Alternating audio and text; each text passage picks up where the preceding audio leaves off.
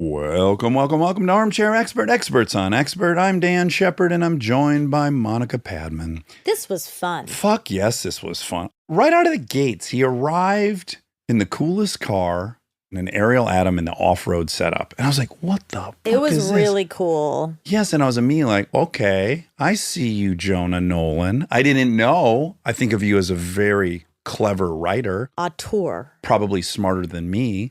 He was very smart. He is smarter than me, but we had the car thing, so that was helpful.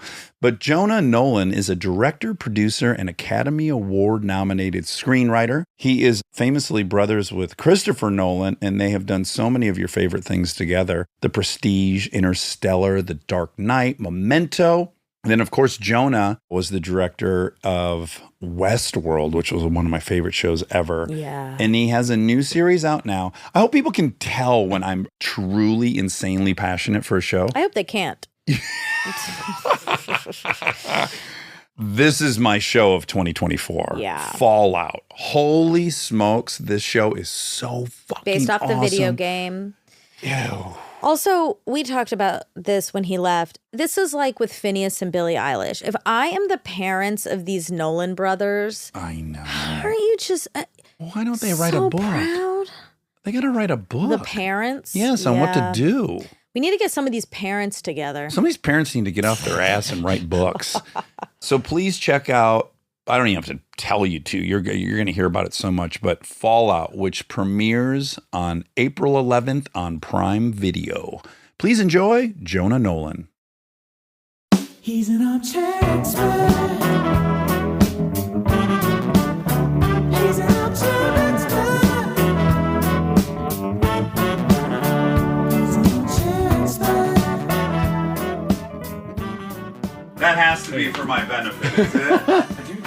How are you? Dax. Good. Great to meet you, brother. Nice to meet you too. But I thought you would appreciate it. Oh my God, of course. I walked out and I was like, well, he's clearly here. Is it a Nomad? What's it called? It's a Nomad, yeah. There was just one on Bring a Trailer. This week, do you go on Bring a Trailer and sniff around? I bought a car and Bring a Trailer 2 weeks ago. Oh, you did? I did. What'd you buy? First time, I bought a 991 911 GT3 Touring. Oh, Because baby. I wanted- What year? 2018. Oh, fuck. Slightly softer suspension. Yes. I bought it in Colorado. I paid too much money for it. Sure. And then I flew out and drove it home on summer tires, which is a very bad idea. Did they even make it?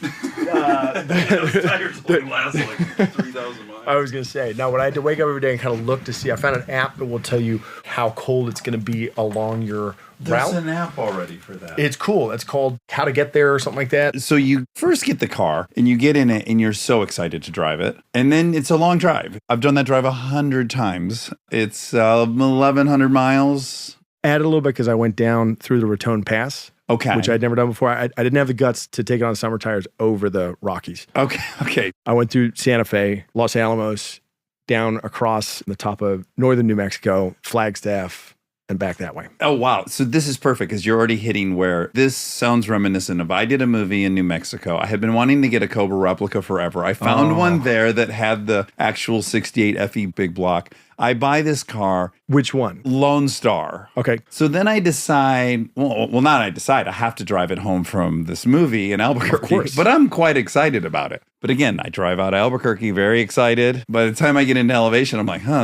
these cars are not tuned for elevation. Then I get down in the desert, and then it starts raining. There's no roof, there's no wipers, there's no windows. And by the time I pulled it into my place in Santa Monica, I was like, this was the biggest mistake of my life. Why the fuck did I do this? Did you have any moments? Well, I guess the touring is probably not as bumpy. It's pretty bumpy, but its steering is so dialed in, so perfect. It's like driving a laser beam.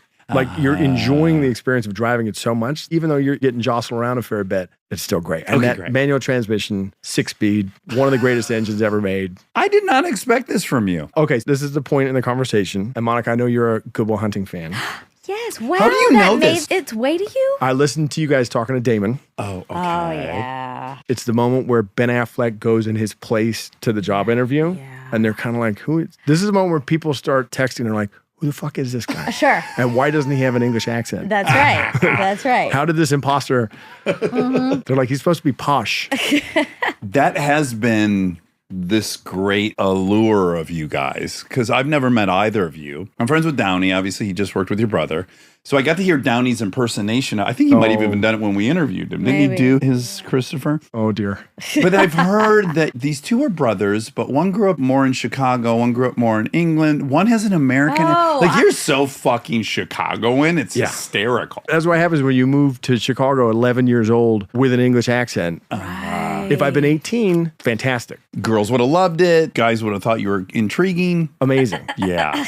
11 years old, that's not how it works out. Yeah, that's 5th grade. Into and you're a 6th. pariah. 100%. 2 years, my social interactions consisted of, say my name is Bond, James Bond. Oh. Oh my God. And now go away. Now go away. So he's shaking that stirred for us and then get the fuck out of here. Just get out of here. But what's the age difference? Chris is way older than I. He's 6 years older. We have some similarities. So my brother is 5 years older than me. We're reversed though. He's a righty, I'm a lefty. Oh. Christopher's a lefty, you're a righty. That's right. And by the way, Jonah or Jonathan? Everyone calls me Jonah. I was traveling when Memento came out. Chris doesn't like nicknames. I came back. I was like, oh, okay. Birth names. No one ever called that dude Christopher. Like, okay, we're going with legal names. I see. Okay. Okay. Then they published a short story in Esquire, which was super cool. And I said, can I go by Jonah in Esquire? And then the copy editor called me back 2 weeks later and was like, we'd really rather that it matched the credits of. And I was like, and there it goes. Okay. When did you adopt Jonah? God, I don't even know where to start in the story. It's so twisty turn. Also, I'm so distracted by how cute you look, Monica. This is quite a yellow ensemble. I am wearing a new outfit, and I was thinking I was going off on my own journey when you were talking about cars because I can't follow at all. But I thought, man, what they're talking about is the way I feel about new outfits. There you go. Like, I can't wait to wear it. They're identical in that they become your identity. You infuse this thing and it helps your self-esteem. You now feel like a laser beam driving through. You're like, you have athleticism that you in your real life don't have. 100%. Right. Yeah, it's a superpower. Armor. It's all armor. I feel a little judged there, Dax. I apply that to myself. Let's just say an RS3 is a world-class car. And even if you're athletic, you didn't play in the NFL. That's exactly right. It's funny, as you say, Monica, because my daughter was asking me the other day, I was getting dressed up to go to the Oscars. She said, Daddy, guys never get to wear anything interesting. Yeah, and I was like, it's true. It's getting a little better, but for the most part, we don't. So a car is like an outfit. It's like you get to be a little true. flamboyant. You get to be a little fun. Shows your personality. Also, you can be cool. Yeah. I saved up and I got a 1984 Mustang GT in high school. And I'm a year older than you. I'm 75 or Was that the 76. Fox body one? Fox body. Yep. Sorry, Monica, one more thing. I'm building okay. a Fox I body understand. wagon I right like- now. Oh, An you serious? 1980 Zephyr with all the Coyote motors, 6-speed, wow. independent rear suspension. Okay, but that car, I fucking would peel out leaving high school. And Monica, you can't imagine what my self-image was. It was delusional, but it worked for me. That was it. Dorky kid, English accent, trying as fast as I could to get rid of it. And I think the Chicago accent, Southern would have been tough, but Chicago is about as far a distance as you can travel. If you just look at the vowels, right? Like an English A to a Chicago A. It's so different. So years of that, and my dad at one point threatened to send me back to England for high school. He said, you go to Catholic school or you go to, and I was like, I am not going back to England. I'm not doing this all over again. And then I got my driver's license, and that was it. New Jonah's here. 100%. And what was your first machine? First one was my grandmother's 79 Buick Skyhawk. It's a terrible car. Rear wheel drive, massive economy V6 in the front. Okay, so it's shitty. But when it snowed, you're in the Dukes of Hazzard. Didn't even have to snow. In Chicago in the summer, so summer after sophomore year, I spent the whole summer waiting for my driver's license to come. And then it turns out the driving school guy just hadn't filled in the paperwork and it didn't show up till the end. So then I've got all this pent up energy. And I'm like, I'm going driving. And Chicago in the summer, when it rains, if it hasn't rained in a while, the oil, it's ice skating. And so I'm coming home. I got a buddy in the car. I'm cool. Rear wheel drive. Getting the rear end out a tiny little, as much as you can with that engine. And I come around a corner and I start to lose it. And I remember to steer in the direction of the skid, but I don't remember that you've got to unsteer. Yeah. So I just fly off the road. Oh, my God. Into a ditch? A bunch of choke cherry trees. I think I hit 8 or 9 trees. Oh, boy. This is a seminal moment for every young aspiring Steve McQueen. It was a learning moment. You learn to oversteer. Yeah. I never forgot. You learn quick when you throw a car into the ditch. You do. My parents made me dig it out. They're like, okay, you can get it back out. You guys don't look dissimilar. I know. Are this you is realizing all, this? Are Yeah, you yeah. seeing? There's Is a lot everyone happening seeing right this? now. This is crazy. I think we're the Wow. exact same size as well. Whoa, Sim. Our mutual friend was like, You guys are either going to get along or it's going to be terrible. Pete. Lovely human Love Peter. I've told you about Peter in the past. He's living down in Austin, but they're moving back. They're yeah. coming Oh, wait, back. so We're his very wife, excited. you work with his wife somehow? Yeah, we're partners. Athena. Okay, wonderful. I've not ever met her. Really? Weirdly. And I've known Peter for, I guess, almost 20 years now. No, you would remember. Athena is amazing. Okay, great. And she is one of your producers? Yeah, we worked together since I started working in television. She was a bad robot. And then Athena, myself, and my wife Lisa started her own. Headhunted It's her. okay. Dax Yeah. stole me. I People stole steal her There from you my go. wife. Yeah. I mean, I jeopardized Cutthroat. everything. We started our own company and we've been working together ever since. And you're at Amazon. You guys have a deal at 12 years. Amazon? We do. now? Okay, great. Let's start at the beginning. You're a little boy in England. Yeah, So at one time, you did have a cute little English accent. adorable. And you're one of three. Who's the second? Chris is our middle brother. I'm the baby. I was the happy accident. The whistle stop version of it is my dad's an English guy. He's a madman. He's a copywriter. Ad executive. Wins a competition, and I think, and I'll get this all wrong, my mom would be so mad at me. I think he winds up at Ogilvy in New York, and he hates it because it's the show. Before he passed away, I got him to watch 2 episodes. He's like, it wasn't like that. But I'm like, well, it was enough like that. It was enough like that he hated it. And everyone in New York hated Chicago. And he was like, well, I hate you, and you hate Chicago. Yeah, an enemy of my enemy is a friend of mine. I'm going to try Chicago, where there was a healthy ad business, still a healthy ad business there. So he moved there, somehow goes to play beach volleyball, which is a thing in Chicago. Not super English. This is out of his comfort zone for The sure. one time he ever went to play beach volleyball, and the one time my mom ever went to play beach volleyball, and they happened to pick the same random day to go play beach volleyball, and they met each other. Okay, great. And she was at the time a flight attendant? You got it. For what? Delta? United. United. Okay. United. Just flew We just United. flew it days I ago. still only fly United. Aw, Because Should of have been loyalty. 100%. This is adorable. Okay, so they meet in Chicago. That was, I would have assumed, the other way around. They met in Chicago, and about a month after they got married, he's like, we're going to move back to England.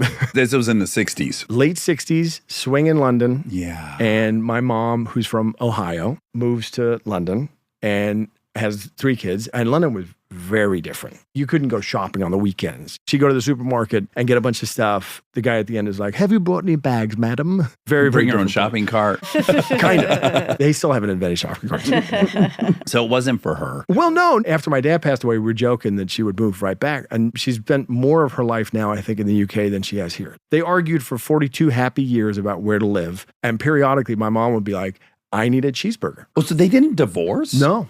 Happily Wait a married the minute. whole way through. So when you were living in Chicago, Dad was still in England. So they would just have these long periods away? We'd move together because he'd work in the ad business. He had his own company. He could dance around. So when you were 11 and your brother is now 17 or 18, you moved to Chicago, the whole family. Well, the whole family, at this Being point, the three being of the 3 you. of us. Chris is at boarding school. And I sort of had that weird thing of kind of being a younger brother, but also kind of an only kid for a while. Right. Because of the boarding school thing. So Chris started going to boarding school when he was like 10. My mom had gotten fed up with England. So when I was like 4 years old, we moved to Chicago for like a year. And then Chris started going to boarding school. Right. Which is this weird thing where we grew up together, but I think it's one of the reasons our relationship works is we had almost no points of comparison. We Right. didn't go to the same schools. He didn't take the SATs. I didn't take the O-levels. He didn't apply to the colleges I applied to. It was only when we got here that there was suddenly a point of comparison. Well, that the world is putting on you guys for sure. So then I guess you probably wouldn't have all of the isms I have from being a younger brother, 5 years younger. I would describe them as this, an insatiable hurry to prove I'm adult at all times. I wanted to show him I was worthy of hanging out. Some weird complex that I'm bad at everything. And then I get around my peers and I'm like, oh, wait, I am kind of strong. I've just been wrestling him my whole life. 100%. Or skateboarding with him and I sucked. But then when I got to 6th grade, I'm like, they think I'm the greatest skateboarder. All these weird juxtapositions of my experience in life. Did you have that stuff? I still have it because with directing, watching what he does, I'm like, well, I don't know if I could do what he does. And then I started working with other directors. I'm like, I know I can do what that guy does. Right. But 100%. The little brother thing, even with him out of the house for a while, all the more maybe you'd come back and be like, no, I want to hang out. I want to be part of it. Yes. Is it trippy to you that he is so English? Yes. Because you're so fucking American. It's hilarious. On Memento, we worked together. I had written a story. What was it called? Memento? Memento Mori was the short story. I was still in college. I take some time off college because my mom had tried to convince me to get a real job. She's like, I got one shot left. Someone in this family is going to have a real job. Dad at that point is self-employed. Chris always wanted to be a film director. And she's like, I got this guy. He's it. You got into Georgetown. I did. It's very promising. Very good school. Catholic high school, so a bit of a feeder. I had a bit of a boost. Earmark Cooper was there when you were there, I'm sure. Bradley Cooper and I rode together on the men's heavyweight crew team. No. Yes. way. No. Yeah. Oh my goodness. God, There's what too an many things to talk about. attractive Okay, I'm going to try to keep this team. linear. We were the smallest guys on the boat. You were not GT3 RSs. Exactly. The rest of the boat. You guys were Camaros. Yes, I'll take that. You guys are doing just fine. In the space of a fox boat. Yes. Good in a straight line. Yes, entry level speed. Bradley and I met walking into the cafeteria first week at Georgetown. The coach, Dan Lyons, was recruiting. He'd come from Annapolis and he wanted to build a good team. So he's literally just picking big guys. You have wide shoulders. Come this way. Come on down. I'd never rode in a boat in my life. And we wound up becoming friends. And it's been Oh, amazing to how watch. do I not know this That's so either? great. Yeah. You don't know anything. I really am astounded with what little I know. Okay, so you're at Georgetown, and then you decide you're going to bail out of there for a year to get a job? I started at Georgetown in School of Foreign Service, which at the time it had been Bill Clinton's alma mater. I thought I would work for the State Department. I think I was motivated to some degree. I had all the isms, the younger brother stuff, but I had this thing from my mom, who's lovely and has supported my career the whole way through. But in the beginning it was like, how about you get a real job? So I thought, what's a more stable salary than the government salary? Yeah, you can even do a bad job and stick around forever. 100%. Yeah, you're like tenured from the G13, second you you're sign good. your employment contract. 100%. So I was like, I'm going to work for the State Department. Maybe I'll work for the CIA. I'll do the Marine Corps for a couple of years after this. I went to a Marine Corps recruiting office. They knew. They're like, you're not a Marine. You're too artistic. I had long hair. They're like, yeah, no. And they let me sit there for a while. I lived in DC for 5 years in the end. One of the requirements for getting that degree was competency in a foreign language. I like to describe my relationship with the English language as monogamous. Failed Japanese, failed Spanish. Okay, now we're really similar. hard. Yeah. Not my wife's version of failure, which is a B plus, like an actual F. I was like, this isn't working.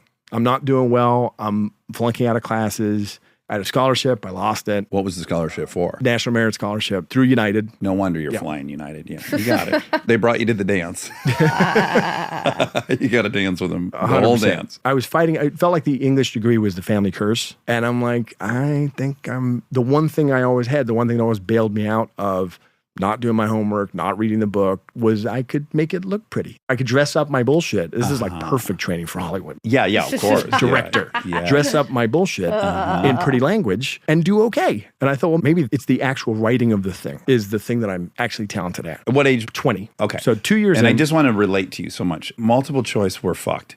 You give me any opportunity to answer a question in writing, I've got a shot. Exactly. I'm going to dress it up with, look over here, silly bullshit, and maybe I got a shot. So I realized I was not heading in the right direction. It wasn't working. A lot of folks that I knew took a semester off. The girl I was dating took a semester abroad. My grades were not good enough for a semester abroad. So I took a sabbatical. We had recently gotten back in touch with a whole side of the family that had left the UK after World War II and settled in New Zealand. So I went down to New Zealand. Oh, wonderful. What part? The Northland. So north of Auckland. Do you know it? Well, I shot a movie down there, my very first movie. We were based in Wellington, but we traveled for half of the movie through like Rotorua. The rotten egg smell. Yes, from the sulfur coming out of the geothermal Yeah. pools. First time I ever hitchhiked anywhere was out of Rotorua. Great country to do that in. It was. This is 20 plus years ago. But I worked on, my cousins had a dairy farm north of Auckland, 800 head of dairy cattle.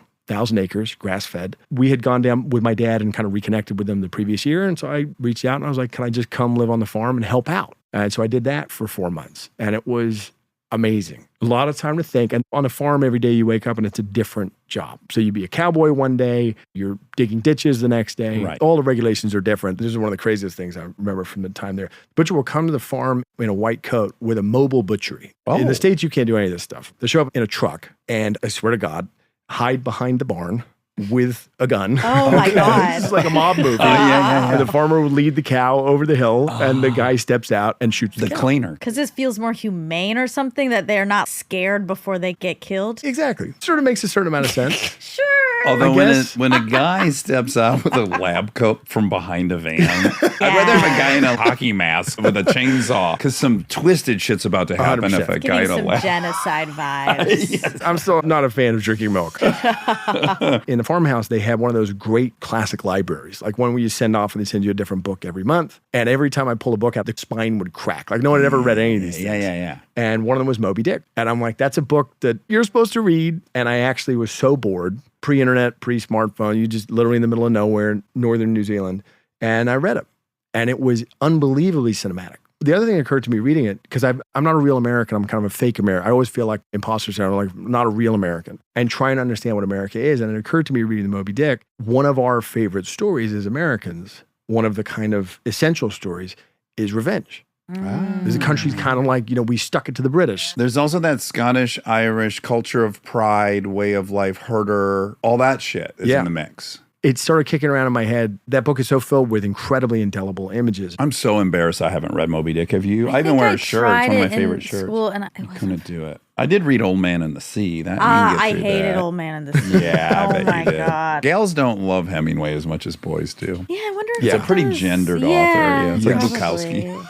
A little bit. It feels indulgent or something. I don't know. Too masculine. Yeah, a little bit. My daughter's a very precocious reader and has been reading ahead a little bit. So Lisa gave her a copy of The Great Gatsby. That's a great book. She's 10.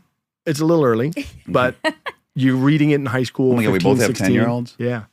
I know. It's What getting is weird. happening It's a rip in the right now? spice. We might just want to set the microphones aside and just walk away. No, I actually want to walk towards you and fuse. I feel like maybe we could walk at each Let's do other it. and just Yes. fuse. Imagine how powerful we could Do be. you have any Oh my God. tattoos? Sadly, no. I was going to get one during Memento. My sister-in-law and I were going to get one, and then we just kind of chickened out. Leave them to me. I've got that covered. I actually think we got to be greater than the sum of our parts. I like that. Okay, so you read Moby Okay, Dick. Moby Dick, yeah. And you become obsessed with revenge. Yeah. And so I started writing a short story. I wrote the first draft of Memento on an airplane vomit bag because I just got it stuck in my head. I was like, well, what if memory kind of serves as a balm for everything? And time, rather. Like you spend enough time, you can kind of deal with anything. You can forgive anything. You can move on from it. And I had taken a psych class the last semester before I took my little time off. And I gotten stuck on this idea of anterograde amnesia. I got stuck on this idea of not the amnesia that works backwards, but the amnesia that essentially sticks with you. You can't hold on to anything. Forever. Sometimes People forever. have that? One of the crazy experiences of that movie was that we go to festivals. Eventually, we managed to get it out into the world. And almost every time we went to a festival, I would meet someone who knew someone or had had a motorcycle accident or good dramatic device. So many different things can cause it. Oh, yeah. I've had like 19 different script ideas based on starting with amnesia. Someone gave me a book once and I was just sort of vaguely offended, but it made a lot of sense. Like first time writers start with amnesia because it reflects their blank page. Where do I start? Oh, interesting. Interesting. They don't have any experience to draw on, i.e. they have no memory. Exactly. Huh. I had it for 14 hours from a head injury. Oh, wow. I mean, it is the most memorable kind of experience in my life, ironically. Yes. Yeah. What did it feel like? Well, I'll try to do the 4-second version because this is your interview and other people have heard it. But I had already fucked up my shoulder. I was waiting to get surgery. So I'm wakeboarding with one arm. I'm in Michigan. I fall pretty hard, but nothing crazy. My friend Dean pulls the boat around. He goes, well, that was a big hit. I go, yeah, I just feel like I got punched in the face really hard. He's like, okay. So I get in the boat. He has brought another dude that I had met that morning. Dean starts wakeboarding. The buddy's now driving. And at some point I say to the guy, where am I? Oh, wow. Because I live in California, but I'm visiting Michigan. He's like, what do you mean? I'm like, what fucking lake am I? There's no lakes in California. Who are you? And he realizes quickly, like, oh shit. So he stops the boat. Dean gets in the boat. He realizes this is bad. He takes me to shore. My mother and my then girlfriend, Bree, are there. They say he hit his head. They take me to the hospital. On the ride to the hospital, I said, why am I in Michigan? And my mom goes, well, it's my birthday. You came home for my birthday. I said, why can't I remember that? Well, you were wakeboarding and you hit your head, but we're on the way to the hospital. And then I say, okay, so it's just like that episode of Gilligan's Island. I just need to get hit in the head with a coconut again. I make this joke, right? And then it's crickets. Oh. And I'm like, that's worthy of a chuckle. I knew intuitively that was worthy of a chuckle. At least a sympathy chuckle Yeah, while you're something. hurt. And Yeah. it was just dead silent. Oh. And then there's a long beat, and I go, have I said that before? And my mom goes, yes, honey, about 20 times. And I was like, and then I just started bawling because I'm like, oh, I broke my brain. Fuck, that's the thing you can't break. I'm crying and I go, I'm just so glad the two people that love me the most are taking care of me. Oh. Bawling, look up, see another lake and go, why am I in Michigan? And I was on this fucking 2-minute loop for 14 hours. Oh my But you God. remember that? Once my brain unswelled, I think a lot of that short-term memory is on the outside. So it's just pressure on there. Yeah. This surprised me. I was recording all that. So once the brain unswelled, I remembered all these loops. I have to tell you just one funny punchline of it. This happened exactly in 2002 or 3. And when we were checking into the hospital, the nurse said to us 3, where do you work? And I go, oh, I don't have a job. And my mom goes, no, he works at MTV. And I go, I work at MTV? And she goes, yeah, you have a show on MTV called Punk. And I turn to Brie and I go, I have a fucking show on MTV. And then I go, what happened at the Groundlings?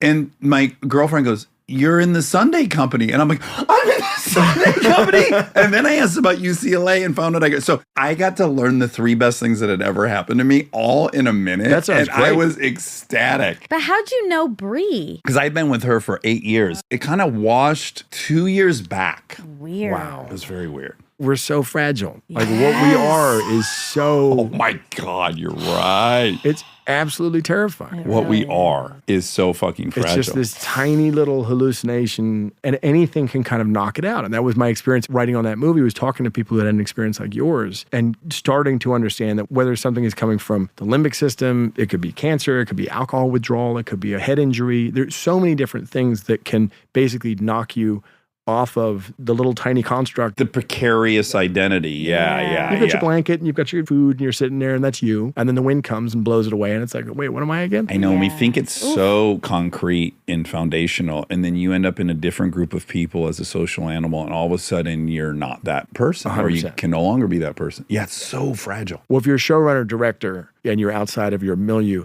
no one laughs at your jokes. You're like, maybe I'm not that funny. Oh my God. We talk about this all the We time. talk about that all the time. When we're around like billionaires. Yeah. Not Bill. people's- I just want to add, no, not Bill. Bill is But great. we've been around some billionaires, tech founders. And people obviously around them inflate their it's not their egos. fault. They have no way of knowing. You kind of can't help yourself. There's no way. How are they supposed to correct for this? Oh, it's so corrosive and weird. I think this is one of the key things that you can do as a brother. Chris is having a good run. Mm-hmm. You just want someone in your life who remembers you when your shit did stink and can call you on it. And you need a partner probably who's not too blown away with you. 100%. Yeah, very helpful. Critical. Okay, so what shocks me about your story is that you give this short story and or pitch it to Christopher. You're 6 years younger. You're a fucking cow herder.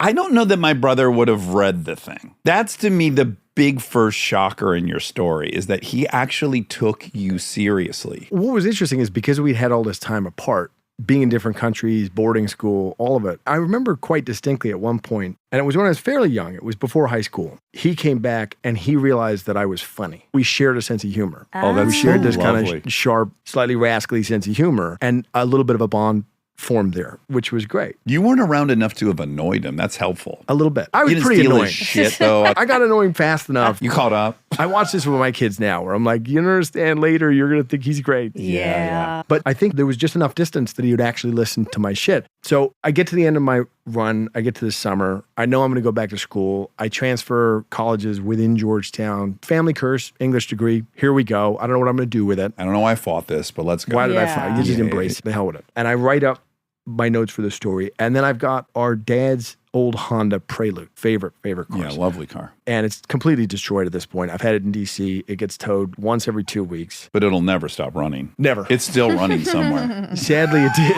And that was my fault. okay. It was an interference 4-cylinder. I never changed the timing. Timing belt, and it blew all the valves out. But we got it to California first. So Chris grew up dual national. So America was always an option for him as well. And him and his girlfriend, now wife Emma, were trying to figure out, we want to do this movie And thing. he's directed one feature. Self-financed, tiny feature that I was a grip on. Friends and family coming in. I think he made it for about $5,000. And Chris and I were trying to figure out if they could make a go of it in LA. She was working as an assistant at a production company that had offices in LA, and they're trying to make the leap. And I was saying to Chris, I'm like, look, if you're going to do it, one, you should do it. Two, you got to take Dad's car because I keep getting parking tickets for this thing, and I don't need it in DC. And I think you're going to need. I've heard that you need a car to get Cars around come LA. in handy in Apparently, LA. quite important. Jonah, the only advice I give to young actors when they ask me is I say buy a Honda so that it'll That's run it. forever and you don't have to pour money into it. We still have the same mechanic, Stacy, down on Melrose, Affordable Care. They only work on Hondas. Oh, It was not only the car, but the mechanic. Oh, So you're going that's to a good Stacy, tip. get a Honda, you'll be okay. Yes. You're going to be okay. You can weather the storm. Chris still has a Honda. He has this 85 white Honda Civic DX. Sadly, not the Prelude. because I didn't change the timing belt. And he still drives it everywhere. Oh, that's great. He's kind of fulfilling my fantasy. I had a 91 DX that I have thought about chasing down and buying. It was so reliable through the lean years, which there were 8 of. You can't help but bond with that car. Yeah. It's the horse that never leaves your side. And especially in LA, all the PA jobs, all the craziness. Yeah. I had an Accord that wasn't quite as reliable, but they're amazing. And we did so much drunk driving together back when I was an addict. And somehow it was such a boring car. I never got pulled over. Kept you alive. 100%. My God. Okay. So Chris eventually decides to make the leap, and I drive from DC, pick him up in Chicago, and we drive from Chicago to LA, and we go the northern way. We went up Black Hills, South Dakota, Did you stop at Mount Rushmore? Mount Rushmore. We did. Got a couple pictures there, and then looped down through Salt Lake City and across. It was my first time at Bonneville. I made Chris stop. He's like, "What is this place?" I'm like, "It's important."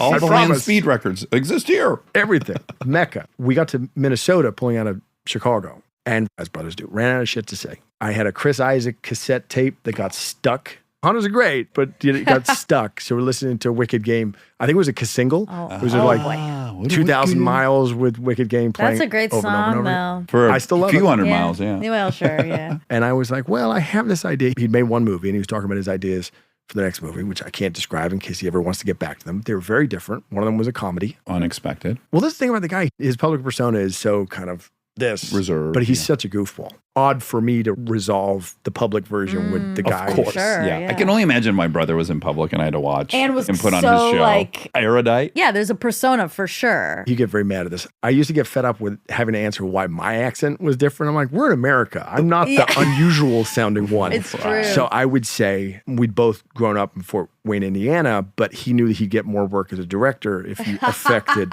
Sure. And he would get mad because that's the kind of thing that sticks. That People makes hold a on to. Like, did you headline. know that he actually, it's a fake? No. It's a totally real accent. Even I'm like, ooh, it sounds so good. yeah. Like when the argument is 50-50, moral high ground, logic wise, and he's got that accent, Just a it's little bit. gonna tip. A little Just a little smarter. bit. So you pitch him, I'm assuming. To this day, I'll read his stuff. He reads mine. And you just get that unvarnished feedback. He knows if it's like, and I know. And I knew I had him because he got really quiet.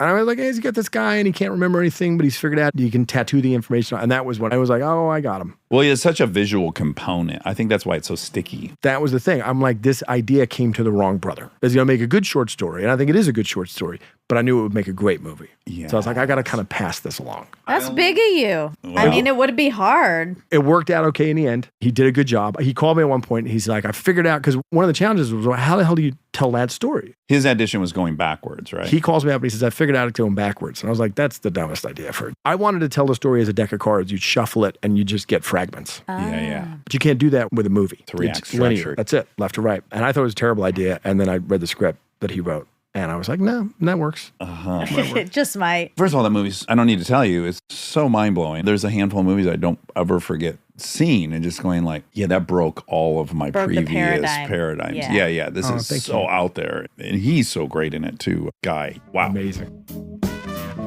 Stay tuned for more Armchair Expert, if you dare.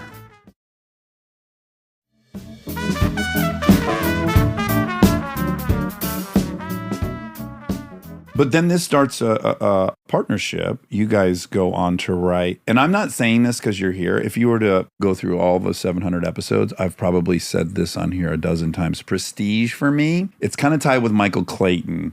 Is my favorite movie post You wrote 90s. Prestige. I did. That was my first paid gig. God, I love that movie. Oh, thank you. So good. Thank you. I never read the book. Is the book similar? Book is super cool. You know, it's one of these books, we've tried a couple of them, that's sort of unadaptable. It had made the rounds. Oh, right. People could see that there was potential there. It's a terrific book. It's quite different from the movie. It's wrapped in this contemporary framing mechanism, grandchildren of the magicians trying to piece together what happened, which is super cool. And for Yeah. a while, I tried to hold on to it. So we made Memento.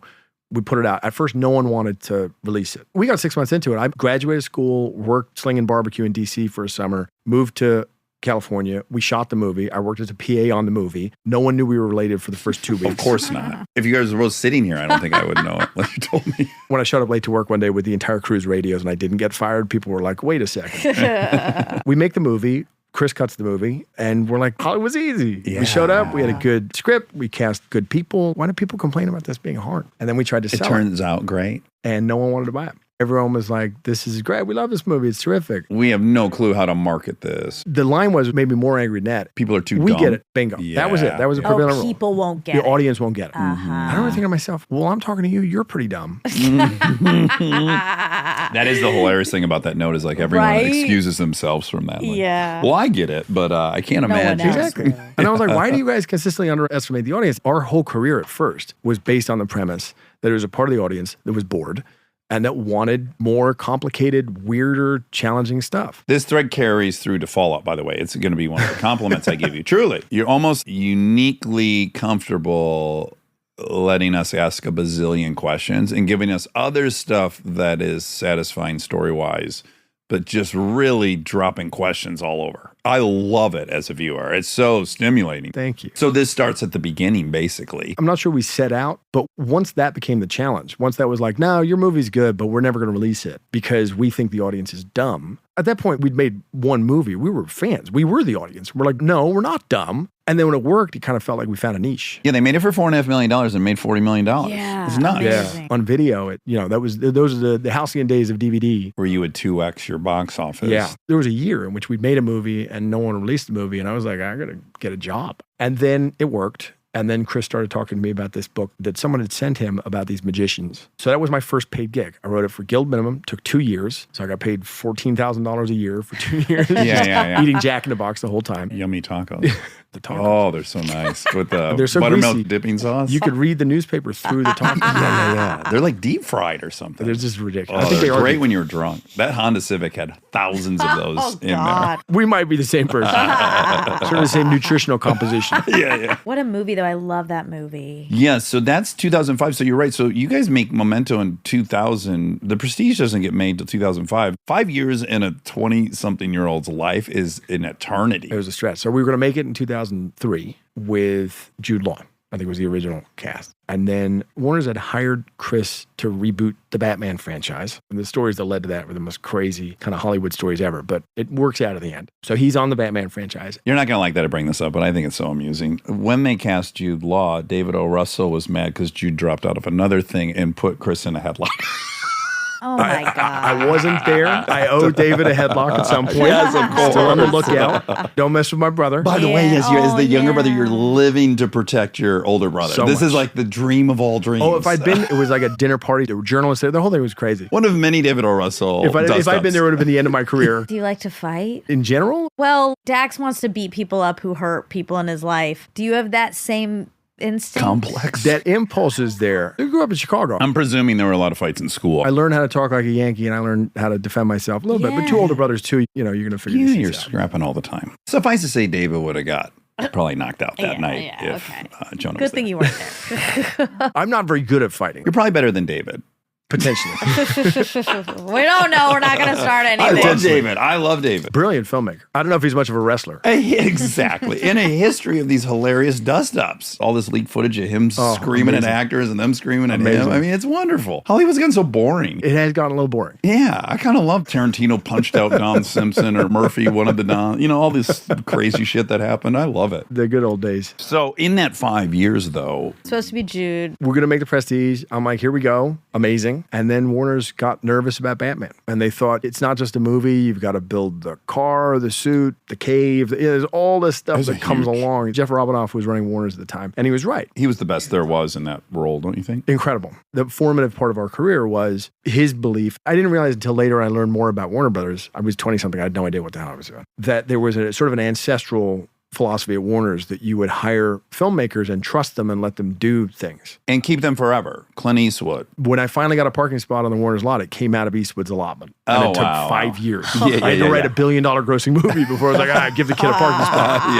Yeah. So Chris starts doing Batman Begins, and at a certain point in there, Robinoff said, well, you like writing with your brother. Why don't we put him on the picture too, and he can help? I had just moved to Boston with my girlfriend, now wife, who was getting a law degree, and we moved into the apartment, and I took a phone call, and I was like, I'm going to go away. I didn't come back for like 6 more months. Moved to England, and I was gone. So we got pulled into the Bat universe and stayed there for 10 years. Wow. Yes. So the first one's great, and it makes a great deal of money, totally resets the tone of all those movies. Do you have writing credit on the first one? I know you do on the second one. I don't. I was a consultant. Okay, and the second one you do, and that one hits $1 billion, and it becomes the biggest superhero movie ever, only to be surpassed by Dark Knight Rising. You have to acknowledge this happens to 20 writers in the history of Hollywood. Like this kind of franchise with the critical response, all of it, it's very storybooky. I don't know where we go from here. Television. Yes. Yeah. I worked on Batman Begins in this kind of slightly arm's length capacity, but it was the one comic book my brother had ever given me as a kid, Batman Year One, for my 14th birthday. It was also on TV when we were kids. Oh, 100%. And 10 years later, I was on the set working with him. I was like, this is nuts. You have a good role in The Sim. Yeah. Congratulations. Well, we try to curry favor with AI as much as possible. Okay. If it's the AI running the sim, then that's why. You want to be on their good side. 100%. They have a good It's side. most of my career. It's just trying to make sure that when they take over, Yeah, you're picked. unless they have already taken over, to your point. Oh, really quick. What is the mechanical process when you guys write something together? Is it basically you write a draft and he looks at it and he makes changes and then it goes back to you? Or do you guys ever sit together? This period, it felt slow as hell because I was in my 20s. We look back at it now as this incredibly productive period for us. There was kind of a movie every couple of years. Batman Begins 2005, The Prestige 2006, The Dark Knight 2008. He made Inception 2010, pulled this old script out of a drawer. And I was like, well, it'd be better if I had co-written it, but it's pretty good. And then The Dark Knight Rises and then Interstellar. And it was just kind of like boom, boom, boom, boom. And to me, that felt normal, right? I was like, oh, this is what we're doing. But it's Chris's incredible ability. The way it worked in that time was with some of these movies, I was able to write the next one while he was shooting the last one. Right. And it worked really nicely. So we would sit and talk about the story and figure things out. And then he would go away and go shoot the last one. And I would be stuck alone with this thing on the Warner's lot. And I felt like the ghost that haunted Warner Brothers. You know, I'd go and talk for an inappropriate amount of time to the folks at Starbucks. Oh, please talk to me. Yes. I'm trapped in this tiny so office lonely with and I this hate script. this job. I know. I don't understand. It's just me and Batman. And I'm a He's fraud crazy. and I'm not good at this. And I would crack away at it, and it was good. But I missed being on set. Both Batman Begins and The Dark Knight we shot in Chicago. The Dark Knight, Chris was on the fence about making another one. I think he didn't want to become a superhero movie director. Yeah. And he was very proud of Batman Begins. To me, it was like we'd built a Fox body wagon. You know, we'd built this amazing sports car. And I'm like, let's take it for a drive. Yes. Don't you want to make one more? Like we made all this stuff. You did all the hard work. You've established everything. You've got the tone. You spent an hour doing the origin story, and it's great. But it's like, what can we do with this? And can we take the same characters and shift ever so slightly into a different genre? Can we go from an adventure film to a crime film to a mob movie? Yeah. Bring that feeling into it. Yeah. So I was literally sitting with Chuck Roven and Chris and being like, dude, don't be a chicken shit. Let's do this. And I knew with the script, and he developed the story with David Goyer with a little bit of improv for me. And it was like, first act pretty detailed, second act somewhat detailed, third act, he rides away at the end. And I'm like, okay. Once we had the script done, I was like, this is going to be great. This is exciting. We've got to make this movie. And eventually he came around. He did manage to avoid being pigeonholed. But we went to go make that movie in Chicago, and they were there all summer. And this was the moment in my life where I started to realize as a screenwriter, great job, and I'm lucky to be here. But it's a little like being a chef, where you have to write the recipe in a bubble, and they never let you touch the ingredients. And you never actually get to cook the meal. Yeah. With Chris and with Emma, they're such a unit. They do their thing. There was nothing for me to do. I didn't need to go back to set. It's a very solitary endeavor. Painful. And It's I'm a brutal. little more extroverted I was than about Chris. to say, you don't seem like the type that's just super happy being. Really bad fit. I want to crawl out of my skin. And then if I do 3 days of that, then I start to work. Do you collect funny sayings about writing? I like to collect them. One is Lawrence Kasdan's. Writers are people who have agreed to do homework for the rest of their lives. There's so many times where I had like 3 different things that were sold places and I owed rewrites. We'd be on vacation. I'm like, yes, she's on vacation. I'm never free. Oh, I'm getting angina just thinking about it. I remember going to a high school buddy's wedding in wine country. I was running my first TV show. So basically, we get through a series of different things. Spielberg hired me to write Interstellar. I'm writing The Dark Knight Rises at the same time. And then Steven leaves Paramount, and the script was at Paramount. And I'd spent 3 years going to Caltech trying to learn Oh my God. relativity. With Kip, Kip Thorne, one of Kip the Thorne. greatest human beings. he wins a Nobel after all He did. this. He wins a Yeah. Nobel after it's all said and done. But he basically invented the field of gravitational astronomy. So me and Kip go up to Hanford, Washington, and fly in a tiny Cessna, and he shows me this crazy thing he's built out in the desert, these 2 vacuum tubes that measure vibrations in space-time itself. Right? Wow, This is wow. how we look at black holes. Amazing project. But Spielberg leaves, and I'm holding the bag. I have the script that I've spent 3 years on. I'm sort of sitting there saying, I can't put 3 years of my life into this thing and not make it. Well, I know a director, so I'm going to get going on that. But do you think that's going to be a hard pitch? Because no one really loves taking over a project that another director had worked on, Very especially true. if the person's Spielberg.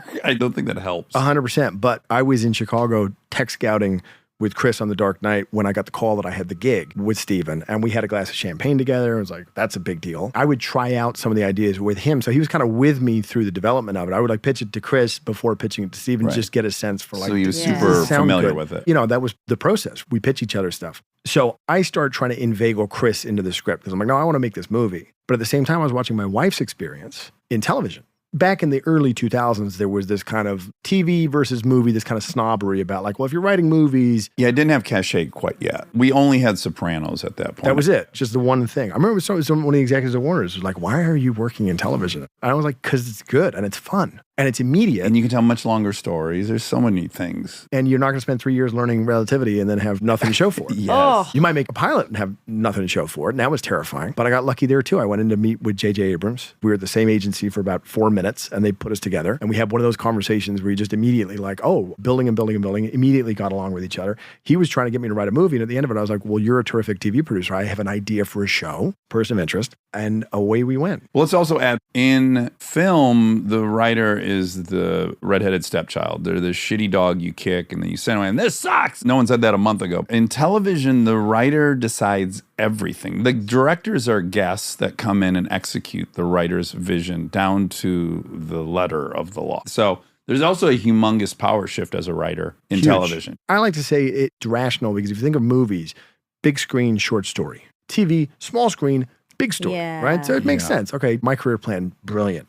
I was a writer in a director's medium, and now I'm a director in a medium. It's very curious. I enjoy the directing television. No one cares. So I'm like, I love it. But yeah, that was it. I was like, I want to be back on set. I missed set. And Chris and Emma would be like, come hang out on set if you want to. But I'm like, I have nothing to do there. Right. The Dark Knight was a script where I wrote what I was like, this is what I think a Batman movie should be. Chris took a pass, and we went and shot it. And I kept waiting for them to be like, you can't put a bomb in a guy's stomach. You get all these things. And I was like, they're not going to let us do any of these things. And they gave us no notes. As a movie that has no notes. They were like, it's cool, go. Which is incredible. That doesn't Never happen. Never happens. happens. Now, you must acknowledge your brother is part of a lot of maybe even apocryphal stories, Hollywood stories. Like, I remember I was doing chips at Warner Brothers, and I was going through a process that is what I deserve to go through. Endless, you got to get Brad Pitt as the bad guy, or we won't greenlight, just preposterous hurdles. And at that time, he had brought in, what movie would it have been? But basically, he told them, I'm bringing the script down. You guys have 3 hours to sit in a room and read it. And then I'm taking the script away. Everyone showed up. And then at the end of the meeting, again, this is all rumored, what I've heard. They've read it. He goes, I need this budget. I'll take the scripts now. And then he leaves, and that's how it is. Now, I'm not talented enough to do that. I don't deserve that. But wow, what a fantasy. That's still how he does it. Good for him. I mean, he's earned it. Good like, for him. But what was cool about it was that even before he earned it, that's He how he did did. it. I look at this and be like, is it Dax? How's How's he does this getting work? away with I'm it? not getting away with this shit. That happened while I was fighting to get a green light. I was just like, God, this couldn't be a more different experience. I remember going in with him at one point. We went in to do, I can't remember which project it was. We go in and it was a studio head and assorted muckety mucks. And someone starts asking a question. He's like, let's just be clear. We're not pitching you here. We're just going to explain what we're going to do. Here's the product you have an I opportunity to I make. feel my butt tightening. I was like, you can't say that. And you can, it turns out. You can. Wow. Okay, Interstellar, let's stop in on it for a second. What a movie. It's so, talking about the audience isn't going to understand. I don't know that there's a better example of a movie that, like, God bless everyone for taking the leap. Yeah. It's so complicated. I think of myself as pretty savvy in this space. Like, astronomy was one of my favorite classes in college. I really think I understand how it's going. And of course, even with what I already think is a pretty good grasp of it, there's a good 30 minutes of the movie where I just have to tell myself, this will somehow through osmosis start making sense. And I have to let go of chasing down every logic twist. But what makes the movie work, what's so powerful about it, why I ended up crying in that movie, is it's anchored to the notion of a father missing his child's entire life. And I just had these little girls. And then I was like, oh, fuck. Now forget all the X's and Y's of it all. That's the notion I need to give this stakes in an emotional resonance. And it's so powerful. I'm just curious at what point that was a part of the story. Right out of the gate. It was part of the first pitch to Spielberg. And here's why. I got fascinated by Einstein. One of the things about Einstein is he didn't use any instruments. He didn't even do a lot of math. He had a chalkboard. He would sit and think about things. And so it would take years. I remember they had to wait because of World War I to prove the theory of special relativity because they needed to go out and observe the transit of Mercury, the transit of a planet in front of another astral body. They watched gravity warp light. Bingo. There were limited opportunities. Yeah, they were going to go up to the North Polish area. They went down to sub-Saharan Africa. They had to wait for hostilities to end. So there's this amazing newspaper, 1918, that's like, he was right. Basically postulated this thing. But one of the things I loved about Einstein is in a lot of his thought experiments, there would be twin brothers, weird family relationship. You'd send one twin off around the sun at the speed of light and come back. He'd be 3 minutes older. There's this human drama at the center of all these thought experiments. Yeah, he was very smart at anchoring these analogies. There's a woman on a train and she's looking backwards on the train. Exactly. Yeah. And I kept thinking about the woman on the train. I kept thinking of the brother in space. I was like, no, that's it. It's about the distance between these people. Yeah, it only matters if it's affecting humans. That's it. That's the only lens we have in these events. So I write the movie, and the kid is called Murph because in my version it was a son. Chris's firstborn is a daughter. He goes off and takes the script, starts doing his thing with it. I'm in TV land. And in the interim, we have our first child, and it's a daughter. And he changes the kid to a little girl. And I watch the movie, and I'm crying in my own movie. And I'm so angry. Right? I was embarrassed at you. How could you do this to me? You ambushed me. Also feels indulgent, right? To cry at your own movie. I did this to myself. Oh, what a movie. Thank what you. a fucking movie. Okay, so you do Person of Interest, and you do that for 5 seasons. Yeah. Now, I did not see that, but the first directing of yours I see is Westworld. And I can't tell you, I wish my wife was here to confirm this. I bet you once a month, sincerely, I say out loud, I wish we could watch the first season of Westworld for the first time. I miss the world so much. I miss the tone. I miss that show more than any other, or I just want to have that experience Me too. again. The experience of making the show, we've had so much fun. I've been so lucky and worked on so many amazing projects. That one was very special. It was the first collaboration that my wife and I did together. We wrote the pilot together. We produced it. I directed the pilot. She directed on subsequent seasons. And the cast that we put together. Oh, it's preposterous. I had to write it down today. Ed Harris. All of these actors, Evan, Hopkins, James, Tannyway, Jeffrey, Ed. We got our first choice with every role. And it was that moment. We cast the pilot in 2014. And it was the point where TV was at its absolute most powerful. Breaking Bad was already out. Mad Men was already out. Game of Thrones, we're very close with Dan and Dave, lovely guys. The reason why we felt comfortable trying to make Westworld was Game of Thrones. And they were shooting in all the same places that we had shot things like Batman Begins. I was like, oh, HBO is going for it. Yes. They're not just doing complicated storytelling. They're doing filmmaking. They're doing the real thing. Yeah, they have $200 million budgets. Not at first. Dan and Dave very wisely from the beginning fought for on-location, practical photography. They knew how to make these things really well. And I think in 2014, when we look back at it, all of my friends in TV will always joke about all the golden ages of television. There's been like 6 of them. Yeah. There was the ER golden age of television. There was the Hill Street Blues golden age of television. It's like a durable medium. It's been around for a while. But 2014 was probably the moment in which its powers... They eclipsed movies at that point, in my opinion. For a couple of years, and my brother was pissed about it. We'd have these arguments. Sure. Yeah. On your television. And when we went out to Hopkins, people literally were like, why even bother? Let's move on. And I was like, no, he's going to say yes. Because I've been watching interviews with him. We talk about being on these movies where they'd make him sit in his trailer for 14 hours because they were doing green screen shots and they weren't ready for him. And I'm like, that is an actor who's being wasted in movies right now. He loved Breaking Bad. And I said, we're going to go out to him and he's going to say yes. In a show like Westworld, you're making 10 movies in the time span of 2 features. Totally bonkers. Yeah, so if you like to act, you're doing it at probably 5x. First day with Hopkins was him and Jeffrey on set. And these are 2 actors that I absolutely adored. These are 2 greats. We had to put them on set together, give them a 6-page scene where they're talking about how coding is kind of like an incantation, how it's summoning things to life with words. And here's all this stuff that Lisa and I have written. And here are these 2 masters just crushing it with a bunch of crazy robots in the background moving around. A guy, a programmer trying to keep up with the acting. The experience of making that show, we knew we were blessed in the moment. Sometimes you have this feeling, and I don't know if you ever had this feeling, when you're doing a project, you're like, oh, the stars are all aligning right here. It's going my way. Now, Yeah. it wasn't always the case. That show got extremely difficult. The rest of the first season was an absolute combat. It was insane. What were the challenges? HBO had never made science fiction before, and they lost faith about halfway through the season. They started getting scared. Well, they started giving notes. Giving a note is hard, but the best notes are the ones where they figure out what's the movie that the filmmaker is trying to make, and let's give them notes in line with that. Let's not Yes. try to make the movie I would make as a producer or as an executive. That's a key distinction, to be able to look past the movie you would make. By the way, when you pitched it, what was your comp? Did you use some Ooh. comps?